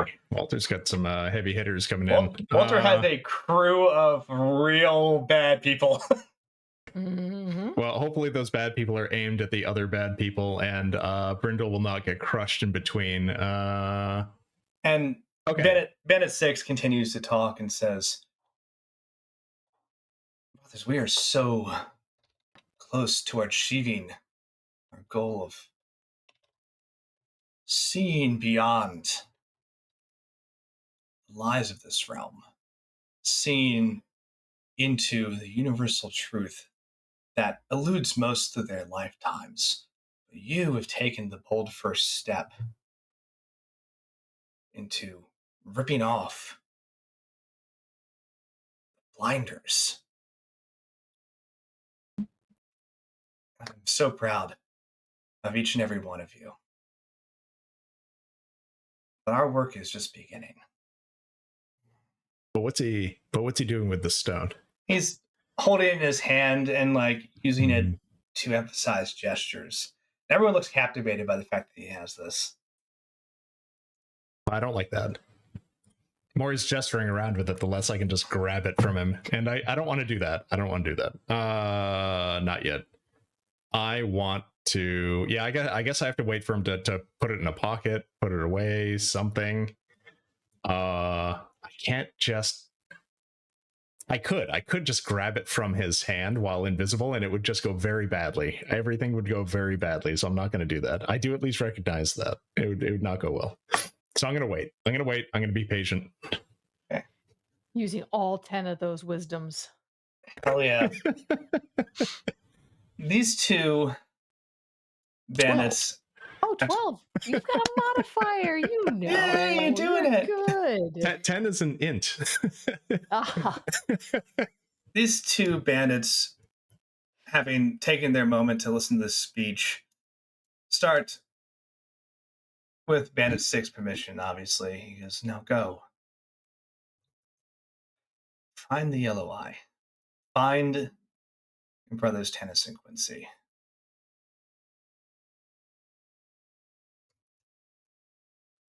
Continue to help the Watcher and all of us here gain further enlightenment." And the two like kind of do a deep nod and start to work their way back up the ladder. He says, "Now, the rest of you.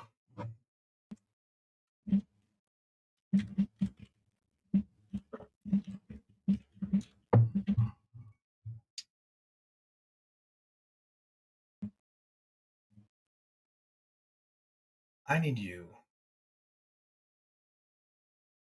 find that ruby eye.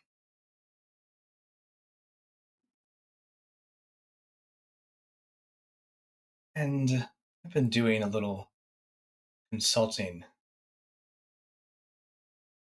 with Xanathar, and he believes in the possession of a certain outcast nobleman.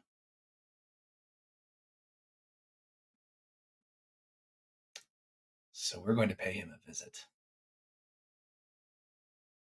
and politely ask him to return what is ours." I certainly relay that over our channel, for sure. Oh, so I'm staying here. I think you have backup. That's not necessarily me. Wait, who? Me? You. Yes. Do you Oh need me well, to I don't come know as about backup? backup, but there's certainly gonna be a big distraction happening pretty soon, for sure. I will try to get out in the midst of all that. All right. I'm gonna go make some. Go find the kitchen and see if I can make some Magister Gator's aid. And gonna You can't just cast the aid spell, but it's Gator aid. Just summon just a big old honking gator. Just, Yep. I've come to your aid. You summoned me. He's a completely normal oh god, I can't remember what the lizard people are. He's a completely normal kobold. He's just a completely normal kobold. Mortal. Magister Gator and his sports aid. Yes. aren't the bigger ones just called lizard folk? Like straight up, isn't that what they just I are? think they are. Just you got your kobold, you got your lizard folk, you got your standard Yuan Ti or Yuan Ti, depending on how you pronounce it. And of course, you got your dragons, your dragon lings, like your worms, all these other things. There's all sorts of good old lizard things. In Philadelphia, they call them John T. Hmm. Roll initiative. Anyway, That's it. I'm just for that. No, that was solid. That was good. no, it wasn't. You don't have to. That was. I meant it to be bad. I'm gonna hit the cringe button, but I respected it, and it made me happy. So as the rest of them all clamor in excitement about the fact that they're gonna take care of this kind of outcast nobleman, they start to gather their things.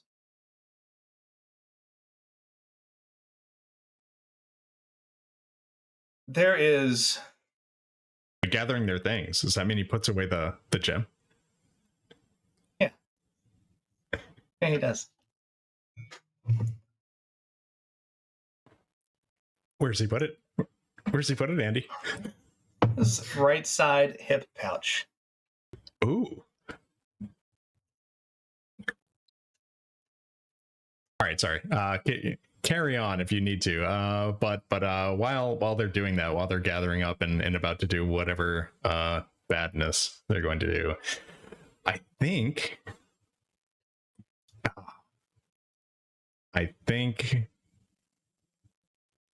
Brindle does need to pickpocket Bandit 6. All right. It's gonna be. Do you want to use advantage? Do you want to use one of the 9 advantage? I think you should. I think so. I think you absolutely should. do. Yes. I think you got it. And anything else that I might be able to get out of the good stuff that was can I give myself good stuff? Hold on. Double good stuff. The good stuff will kick in. It's one of those you take the good stuff and you're like, this good stuff didn't do shit, and then you take another one and it's like, oh, it's hitting all at once. Well, good, very good, double good. I just need to look something up real quick. Hold on. What does this do? 3 good stuffs. I never spend my bits. I have so many. I know I have so many bits or whatever they are. Kill like cowards. We don't want anything to happen to Brindle. Andy, let me just, propose this to you. Whatever is rolled, can I cast silvery barbs from a distance? Listen, Hey, You don't have line of sight. We don't have line of sight, but we have telepathic contact. listen. I'm just saying. Brindle is that the is not favorite. line of sight. Brindle is the favorite child. We can't. We can't even. I've allowed some magical shenanigans already, but that one I'm going to hold you to. You got to have line of sight.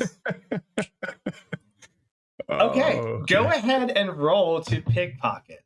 I just needed to check a thing on this. That's really high. Okay. let's see. I'm going to use Bandit 6's modifier. Can I go ahead and can I use a portent? Ooh. Ooh. Yeah, you can. No, because you need line of sight. Ah. So I like where your head's at, though. Damn it! I was gonna get this alright. guy my 7. Disadvantage because Brindle is invisible. Advantage because the rest of the people there, but this is directly against him, so it's going to be a flat roll. But it is +9. Roll with You need to beat a 15. Ooh, okay. 15, I'm 15. so scared. This is with sleight of hand. Is that correct? It's with sleight of hand. All right. At advantage. Here we go. Oh yeah. That Okay. is a 24. Shit, yes. Thank The you. high Yeah. roll was 19, and I do have a +5 modifier for sleight of hand. Hell yeah. Let's see. Okay. Oh, So Brindle very carefully, very quietly, is next to Bandit 6. Crouches down and just ever so carefully undoes the fastener holding the it's like a pouch on his you said his right side, and slowly, very slowly and carefully, while he's talking and directing or whatever this guy does from his little soapbox thing, undoes the whatever's attaching it to his I'm gonna picture it's like a small knot or something tied to his belt, and just undoes it. It's like always stopping every time the guy moves like slightly, until he finally gets it, and then covers it with his hand to make sure that it is also invisible before moving it away. Okay. And then has the pouch. You gain control of the I hope. pouch. As you lift it off his belt and take control of it, and you're like, and start to move away from him. There is a noise that rings out from up above. A series of sharp, loud explosions. And falling down this ladder is a very dead Bandit 1. I think Walter showed up. That is the wrong music. But hey, you know what? That's fun music. You know what? Let's use it. Why not? You all like Final Fantasy X. So, and quickly behind falls with another just splash of magic and screams of pain.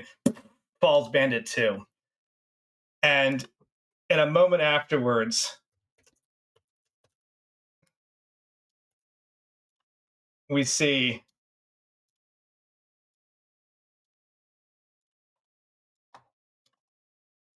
Walter's crew. Get them all? Nope. gosh. Walter and his crew just vault down into this area. These two are dead. I'll move them off the grid. And just level guns, knives, and magic in that direction. And they don't say a word. They just start firing. We'll take a quick break. You better hit the deck, my boy. Yeah. We'll be right back. Wow. Come back to see Brindle get set on friendly fire. Oh no! Number 4. Be back in a minute. We're back, and we're still rocking Final Fantasy X boss fight music. Why the hell not? So, not exactly the soundtrack I picked for this, but you know what? It's chaotic enough. I'm into it. Here we are. Here's what happens, right? Because I'm gonna narrate a bunch of shit, and then it's gonna go to actions because they come in hard and fast. Phrasing. And it is just pandemonium, right?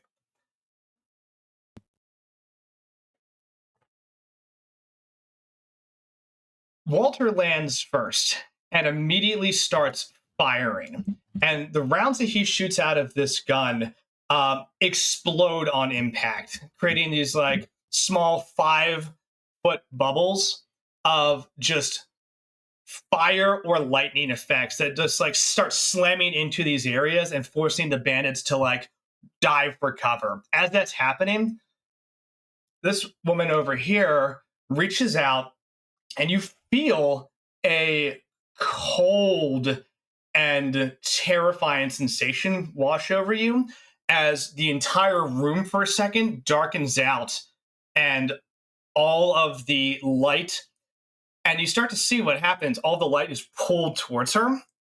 And then you realize she's just holding this glimmering sphere of arcane magic, and she snuffed it out in her hand as the entire room is dispelled of magic, including your invisibility. Oh no. Shiv just pulls out 2 insane knives that are almost as big as him and starts scurrying up these boxes after Bandit 4. Hagen rushes forward and kind of creates like a little blocking position. He throws something down in front of him that creates this like effective metal barricade that just like unravels and pops up, which is great because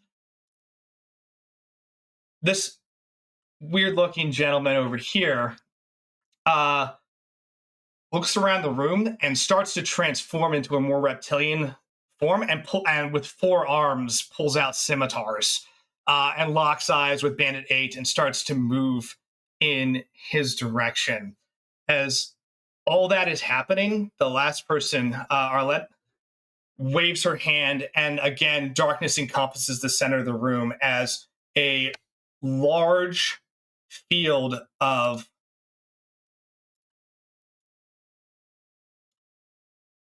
darkness blocks this entire area. Oops. I want to be able to move you. Grab. Kind of just blinding the people inside. And for you, as you look, it's just pool of empty nothingness between you and the exit, as you see just rounds and AoEs and explosions coming through it. The people inside start screaming as things like reach through these odd tendrils of like wispy darkness and grab, especially Bandit 8 right on the outside, grab him and pull him in. And Walter just screams, "No survivors. You'll learn a fucking lesson today." And then starts firing more, right? Brindle, Bandit 6 dives for cover and then like sees you nearby him and is like, "What the fuck?" And pulls out a twisted looking black wand made of like, it looks like gnarled, it almost looks like gnarled bone, but onyx. And locks eyes with you. I will dive for cover whenever I get the chance. There is another thing that happens in this opening salvo, which feels like an eternity, but probably lasts only for a couple seconds. You realize that like you're pinned in this area, right? And even like kind of if you were to be shouting like, "Hey, God," like it's echoing so much, like it's damaging people's hearing in this area, right? Because of just the sheer volume of damage that's occurring. Let me reswitch this to where is it? This is the one. Well, so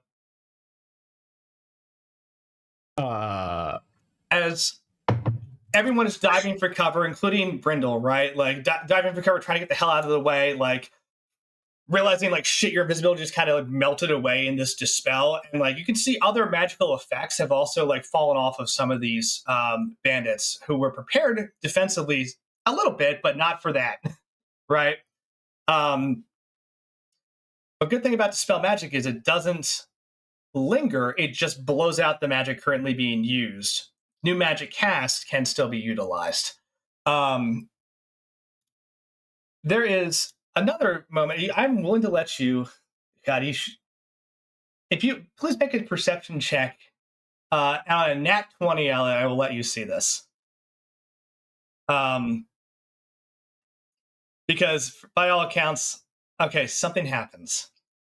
By all accounts, there's no reasonable way you would be able to see this with all the madness. But hey, why not have a chance? As this happens,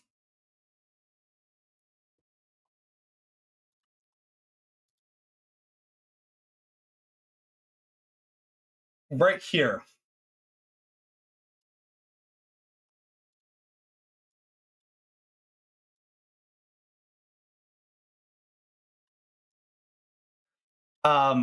you see a ripple of arcane light just flash around and create a circle.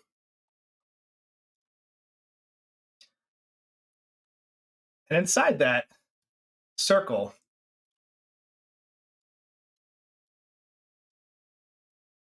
a few other people appear.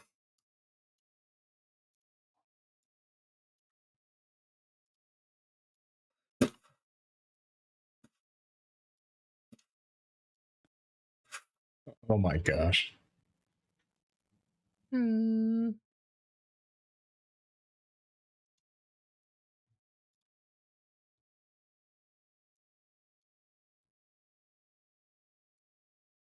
Boom. A well-dressed Aarakocra, a armored cleric of some type with blonde hair, a very towering orc in a trench coat, a elven archer, a strange automaton with glowing blue lights outlining its frame, and Lavinia Hale. Damn. Did some elite squad of the Watch just appear? Oh my gosh. I will, as that moment vanishes, you hear, and they're all wearing these darkened lens glasses, and you hear Captain Advin yell, "Waterdeep Watch, get on the ground, everyone, now!" And you see multiple of these strange glowing yellow pebbles hit the ground and explode as thunderstones flashbang this entire area. Please make a Constitution saving throw. Oh no.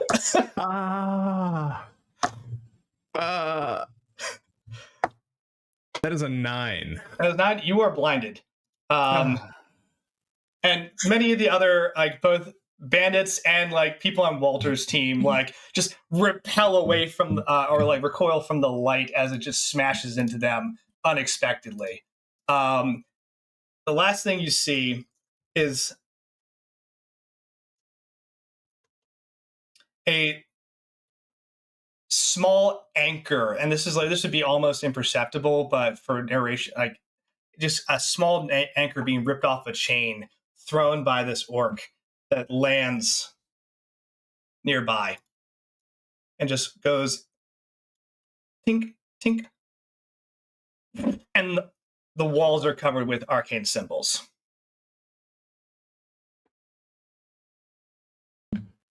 Oh my gosh. Roll initiative! Yep. Okay. All right. 16. Oh wait, no. I have a modifier for that. 19. Okay. I'm going to go in clusters here to make life much easier. There's a lot happening on this board. So a lot happening. Let's get Brindle on this board. You said 19? Hell yeah, baby! I might be blind, but I'm fast. So we'll put all the bandits together on one initiative, which is, oh man, not great for them. So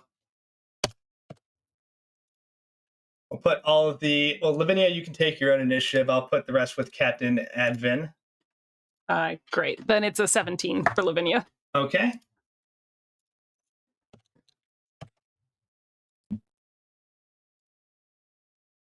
Said Wendy, 17? did you catch that we had a in addition to the 4 good stuff, we also got 1 bad stuff? I don't know if you saw.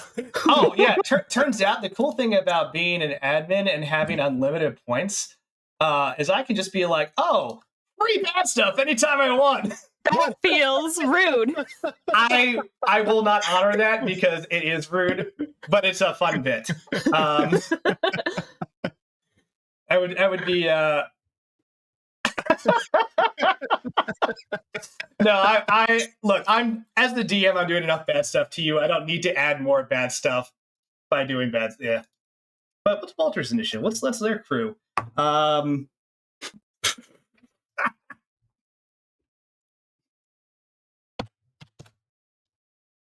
At 20.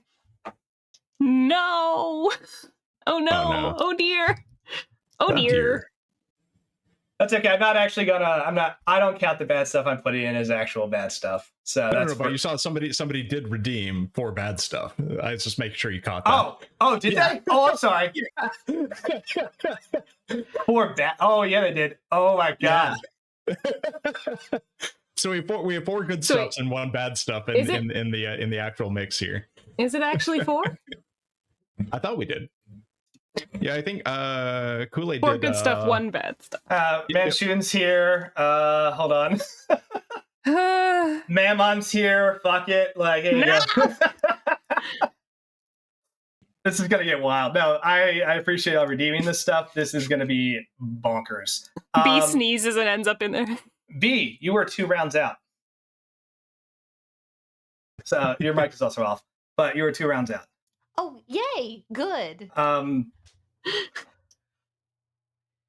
I cannot believe I used my invisibility already on the way in. I'm so salty about that. But it let you steal, so like it was worth That's it. true. And It's true. Lavinia might be able to keep you from getting searched if you're the informant, if you get taken in by the cops. We're gonna find out. We're gonna find out. Survival, I think, is number 1 right now. What to do with the stone afterwards is number 2. But yeah. Oh my gosh. Yeah. Walter's gonna make a Constitution saving throw. Walter's still blinded. He does not care. He starts firing. He takes this gun he has, spins it, and turns it just in the general direction of the chaos and noise, and produces a 60-foot cone of fire. Brindle, no. Yeah. I'm looking at that. I look like I'm within a 60-foot cone.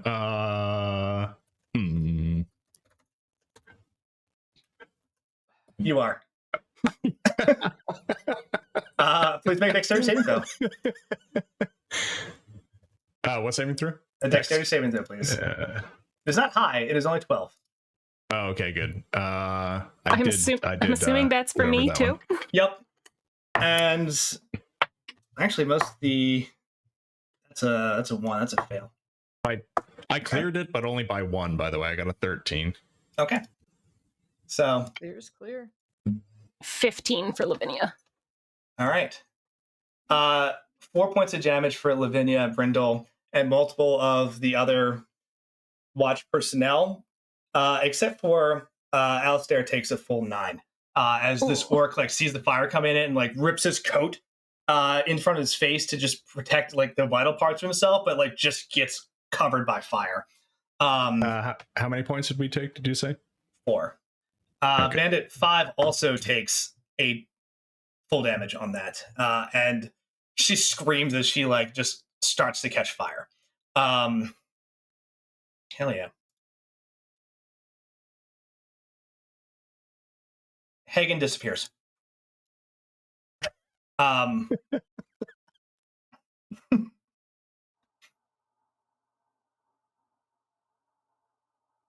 Trey moves up and attempts to cast Spirit Guardians as these like twisted. If y'all have seen the movie Ghost, and you remember that way back in the day, the weird shadows that come to life and drag people away covered in chains, right? These fucked up shadow monsters, just she pulls them from the walls and they surround her, and like using these chains as almost a barricade to keep her safe, and like lashing towards anything that looks like it's about to attack her as she just moves forward. Who is? That's me. So it's probably not important. So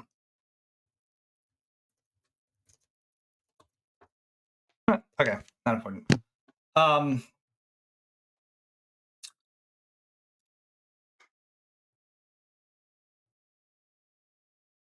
There's a 30-foot cone. Moves up and will cast this spell in this direction as well. 5, 10, 15, 20, 25. Doesn't quite reach. Won't cast it. Actually, no, she wouldn't be able to judge it properly. So I'm going to say she casts it. Because they're not really exercising restraint at this moment. There's a big old orb of darkness. She doesn't know. Yeah, 100%.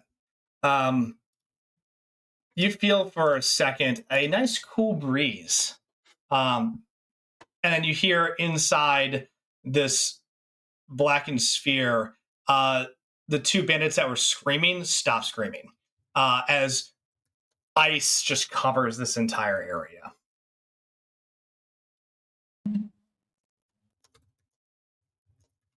Do some quick math. This gentleman just starts humming a very strange off-key tune that resonates even above the noise, like it's being just hummed directly into your ears. Out of all of them, I like him the least. No immediate effect. Oh, I don't like him. I don't like the snaky bitch. All right, and I need to count some distance, and then it'll be Brindle's move.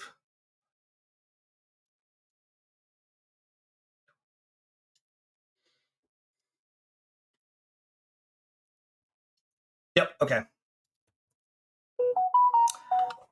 What's Brindle gonna do?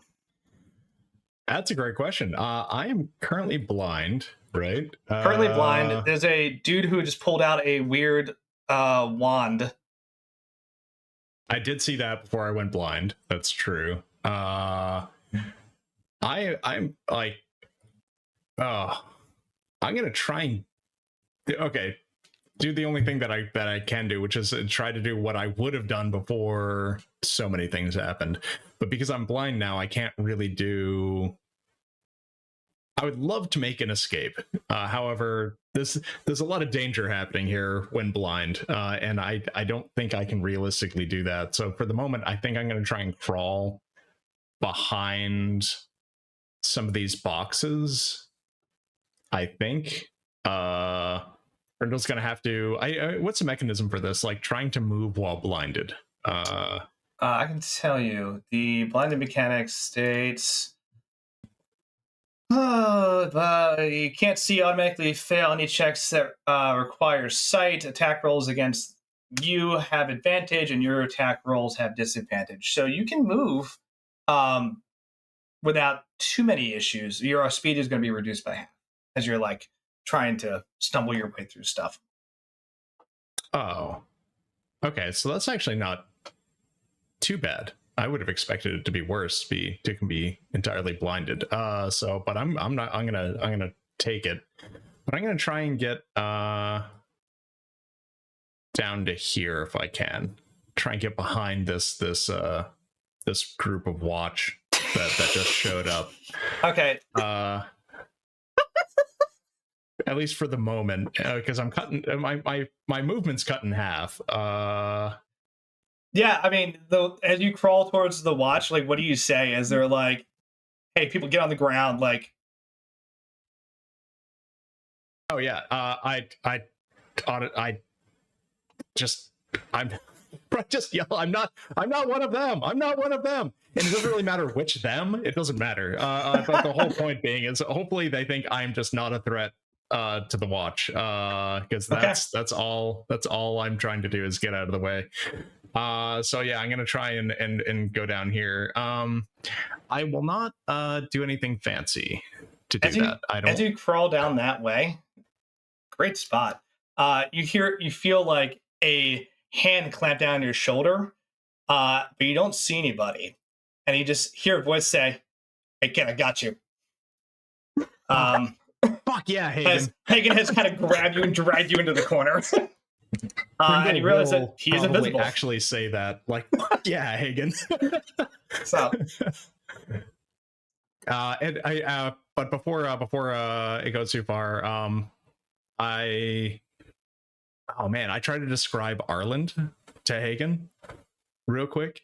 Okay. And be like, that's where the blue gem is. I think that guy, I'm like wildly waving because I'm like blinded, but like the leader, he's got the gem.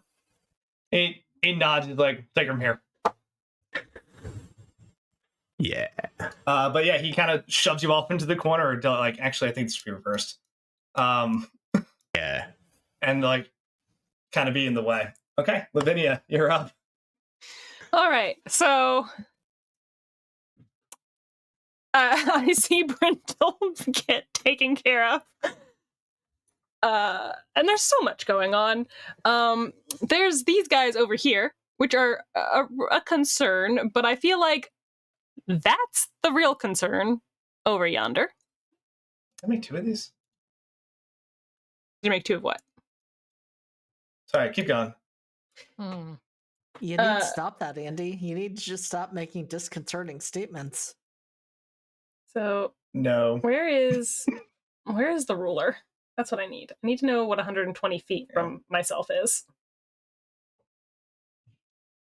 It's a little half triangle thing.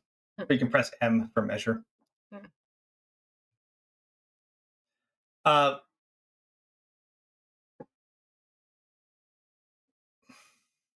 Okay, Walter is in there. Actually, I'm pretty sure all of them are in there, but I can only do this to one person. So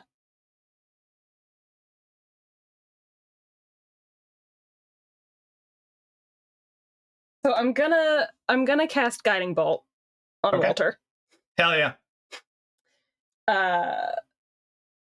So that's gonna be range touch. So let's see how this goes for me.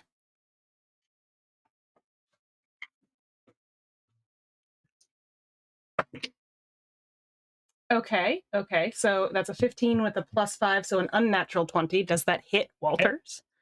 All right, Walters, you're gonna take 5d6 of radiant damage, my good friend. Oh boy. That's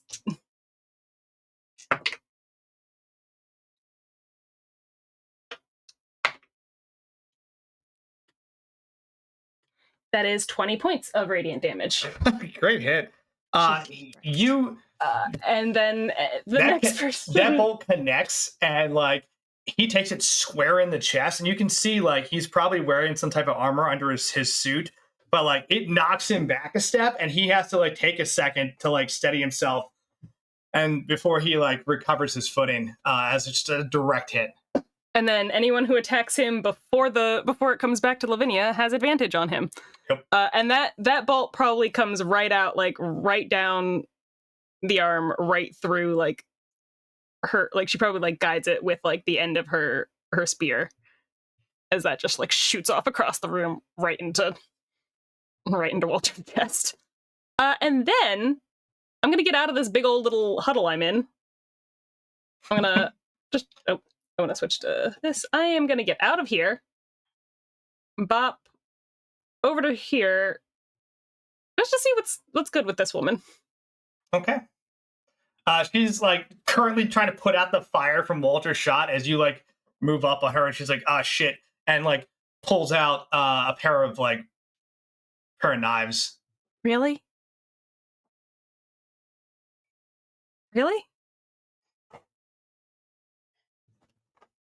Okay.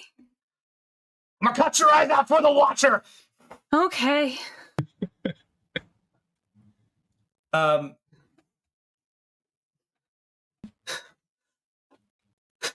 the cleric pulls off some sunlight from her armor and hurls it towards the orb in the center. And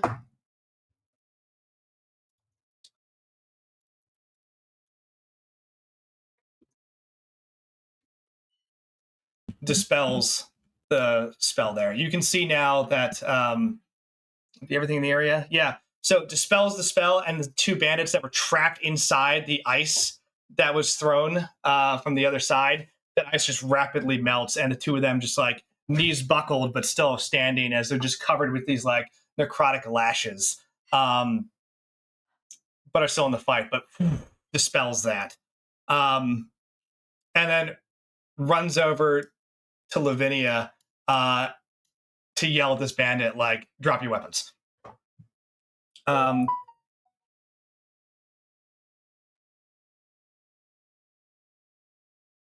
It'd be Alistair. Alistair jumps over Bora and just runs straight for Arland, and just tries to dive tackle him.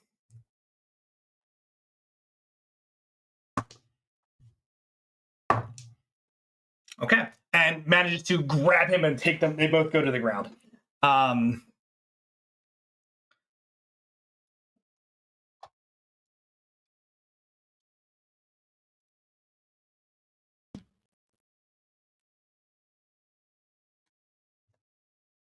Carver rushes forward. Doesn't even stop. Just shoves Bandit 7 into the wall with like a shoulder check, like, and just keeps running.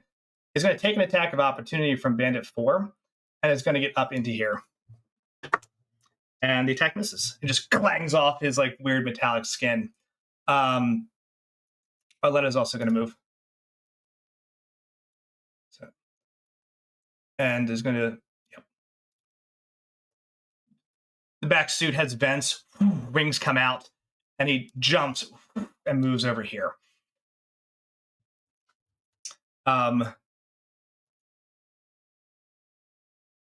He's going to pull out a small, thin cord with odd like branches that come off of it, and that they kind of connect in these like odd bolus, and like whirls them around and throws them at Arlette, which connect around her ankles, and you see just the magic she's trying to maintain die.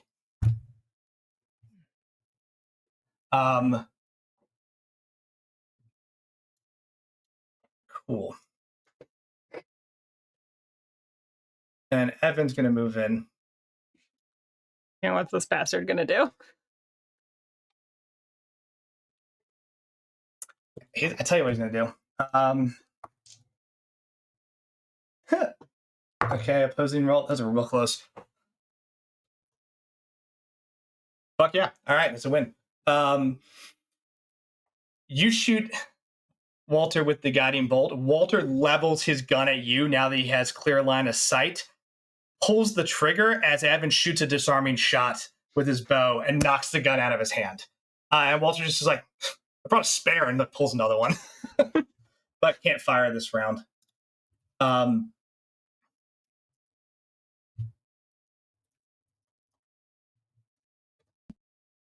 Actually, B, you gotta arrive at the end of this round. Okay. I'm gonna prepare to do some magic. B has no idea what she's about to walk into. Well, I assume you people are reporting to me. I'm not in Yeah. the chat anymore. Screaming in your mind. Streaming Well, I think stuff once to Brindle me. was able to get behind Hagen, yeah, definitely would have a lot of words coming at you, describing what's happening. Can my familiar have entered the room well before me? I give you 3 seconds ahead of time. You know, Yeah. 3 seconds is a lot when it comes to am I casting Expeditious Retreat on myself and running back away, or am I half a round. I need Riv, roll me a Constitution saving throw for Alistair, please. His modifier is +5. I'm looking for a 16. Sorry, an 18. That's a shame, because that is a 2 on the dice. Okay. Oh no. Arlen being tackled, you see a third eye open in his head, and it just lens flares into Alistair, who just suddenly locks up, and Arlen just pushes him off as he is paralyzed. And he stands up, grabs his wand, and starts looking around for Brindle. And he does not have a movement skill that would do anything like that. Uh-oh. Does that mean Arlen actually realizes that he doesn't have the stone anymore? He is very suspicious of what just happened with you. He can do this as a bonus action. I need Brindle to make a DC 16 Constitution saving throw, please. Well, that's probably not going to I'm happen. sorry, it's a DC 18 Dexterity saving throw. My apologies. That could happen. Let's find out. Mm-hmm. I do not. That's a 16 Dex saving throw. Okay, he looks at you with that third eye, and for a second, it's just the two of you. And he says, I know you like. You cannot escape my sight. And everything just slows down for you, and you feel like you're moving like you're covered in molasses. As you've been hit with the slow spell. No!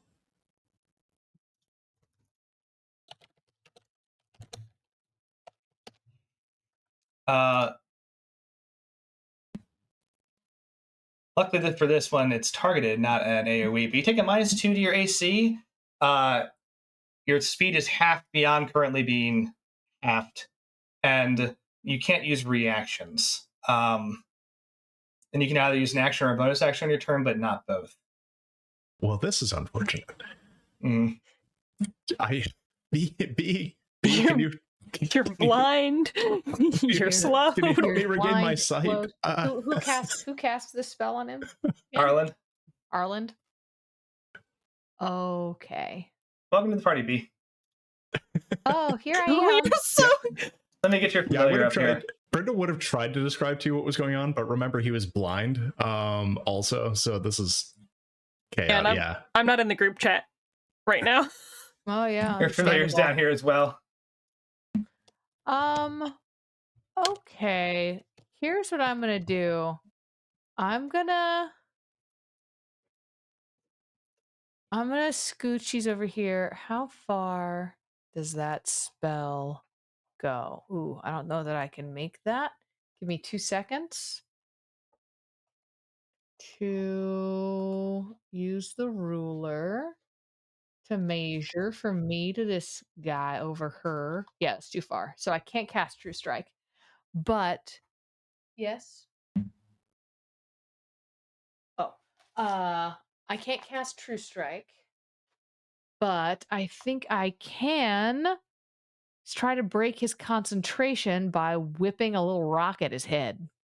All right. Who are you throwing at? Arland? Arland. Is this concentration? Is it concentration? Oh, it is.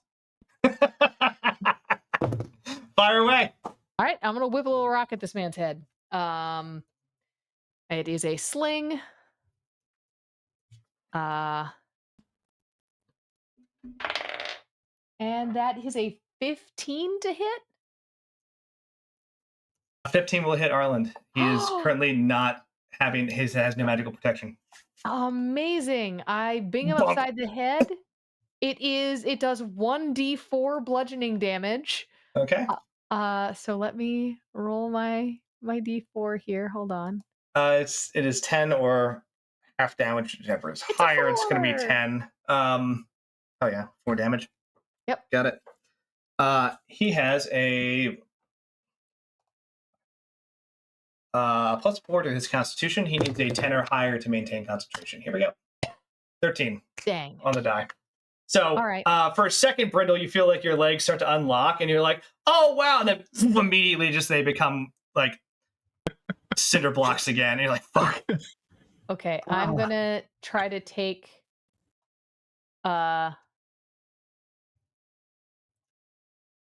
I take another action to sort of duck back behind here again? Yeah, you can still move. Okay. So yeah, I came down here, sort of stepped over here, and now I'm stepping back. And I'm gonna send my bird over to where Brindle is. Okay. And that is my turn. I hear flapping wings. You hear the flapping of tiny wings and the cheeping of In the dark. In the dark. Oh, B, you sent your burb. I forget what I named the bird. Burb? Oh, I don't know. I never got a name, so I just keep calling it Burb. Oh, I learned that the alertness level is also 6 at this point. I should have changed that earlier. Hold on, wait.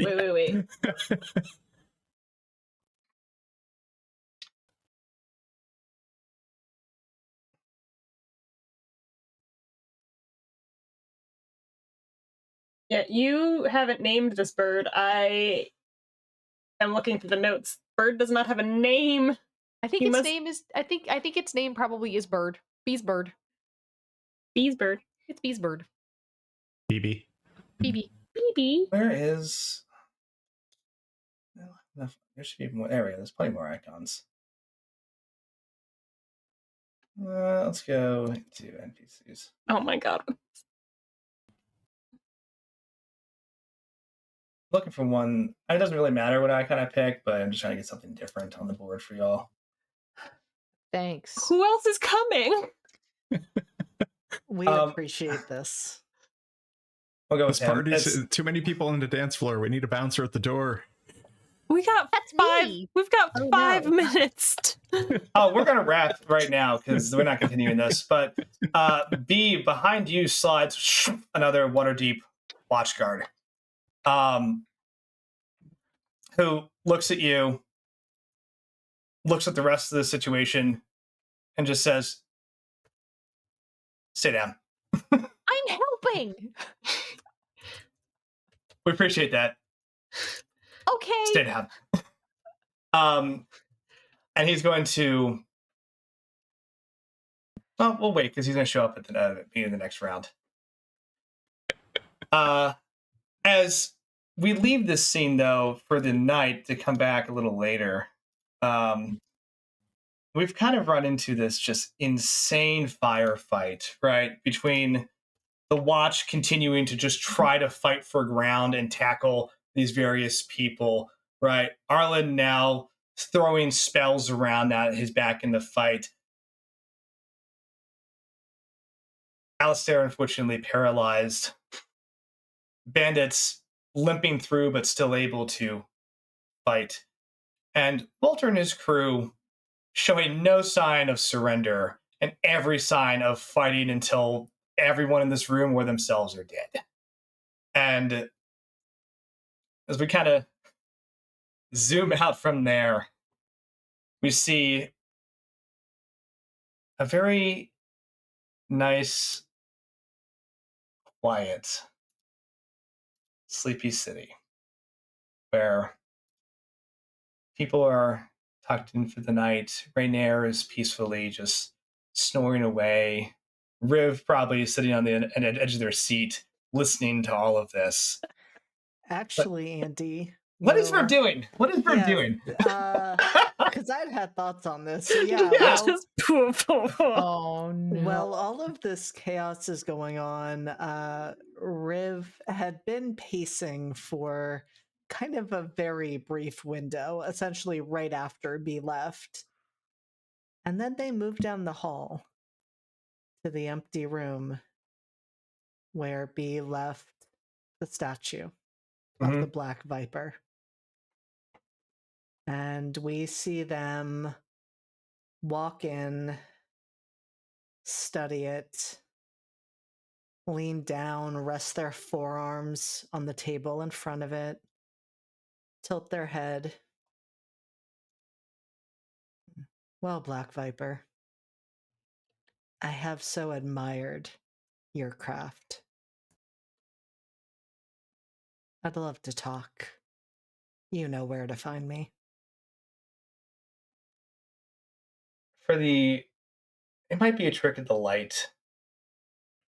For just a sliver of a moment, you feel like one of those eyes winked. They wink back.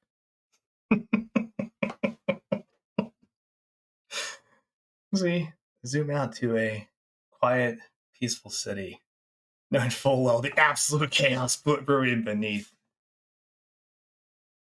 And we'll see how this plays out next session.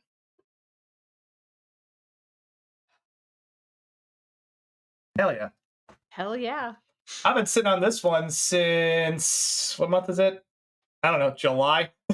Oh my gosh. Oh, fun. Oh, Correct. Yeah, I am. Oh, this is great. I am looking forward to getting arrested. It's gonna be fun. It's gonna be fine. Don't worry about it. I'm here. You know, it It's true, you says are a known entity now. I am. I'm a known entity. I'm a gnome entity.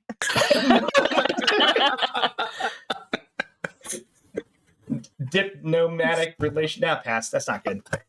Doesn't flow. So we'll get there though. I like that. Yeah, let's see how this plays out. But let's do our quick outro and get out of here because, well, it's that time of night. What's good outro music? You know what? We'll just go with the main theme we've been using. Back to it. Oh no. Back, different one. There we go. Bedlam, go. Okay, going. All right. Wow. I have been Brindle Fallow. I'm Bedlam, and yeah, I have to say that Brindle is not usually one to panic or be overly concerned with the repercussions of his actions. However, in this room of chaos, with while blinded and slowed, and he's starting to be mildly concerned about the outcome of his actions. There's a lot of people with fire spells and AoEs that just, I don't know, it's not looking good.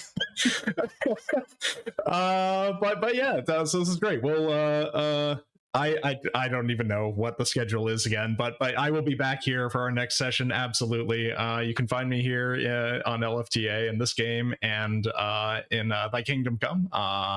And I think the 25th is our next session, if I remember right. So we'll be around for that. 20 and yes, that is me. Cool. Della.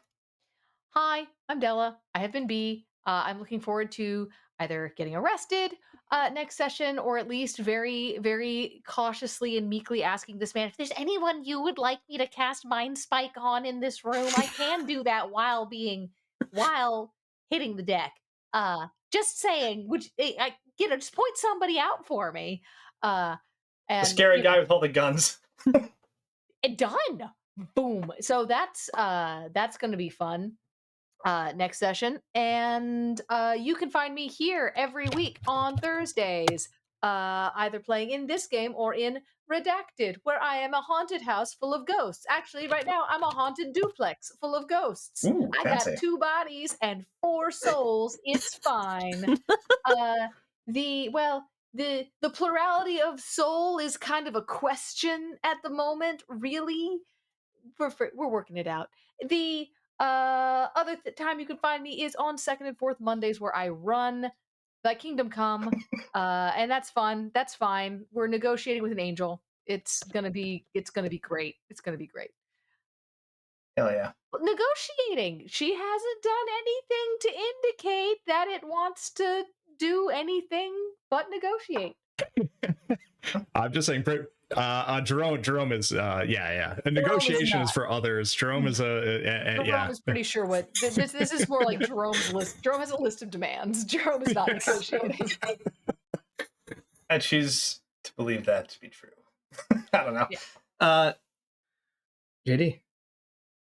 Hey, I am JD. I have been Riv. Apparently, I am spending the night figuring out my polycule situation. One of them might be the Black Viper. Who knows? It's fine. Don't worry about it. Either I'm figuring something out or I'm adding to my polycule, and I need to have conversations with all of them.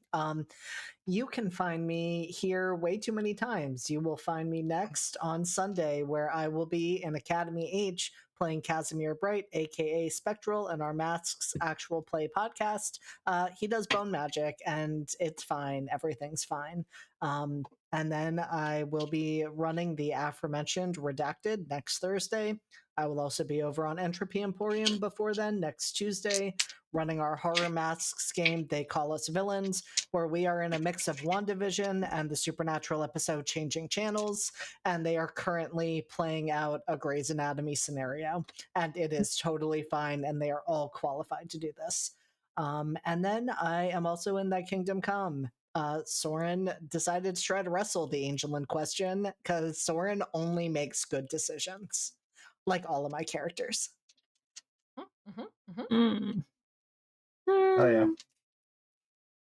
Speaking of good decisions, Julia. Hi.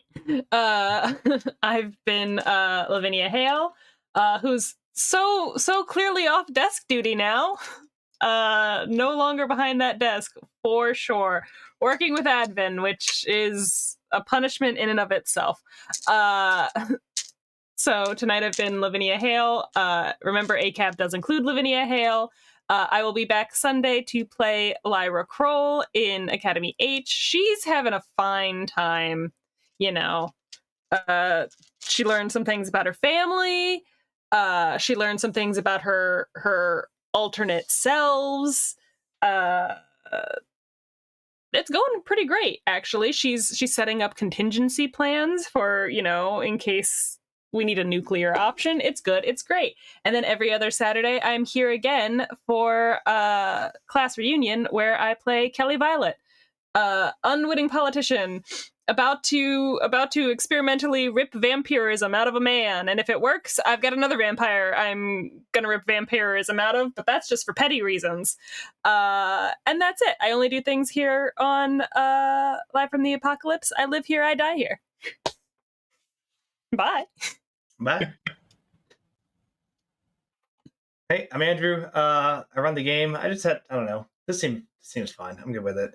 I also run Veilbreakers, which I think I got them confused, because Veilbreakers is my epic high-level intense combat game, where they're like 18th level trying to fight a lich. I think I may have just planned the wrong. It's fine. We'll make it work. Mm-hmm. When I'm not doing, you might have. just sometimes you just want to throw hands, It's okay. There's a lot of good stuff pending. We just haven't gotten there yet. If I'm not doing that, that's really all I'm doing in this. But season 2 of Cryptic Community College is slowly rolling out, and I play Eddie Fangor on that, which is a lot of fun as a crazy conspiracy theorist who believes in everything, including his friends. It is quite, I don't know, spooky-tastic. Let's go with that. So let's raid some people. Who's still out there? Guild Superior is, and they are doing, what are they doing? Something.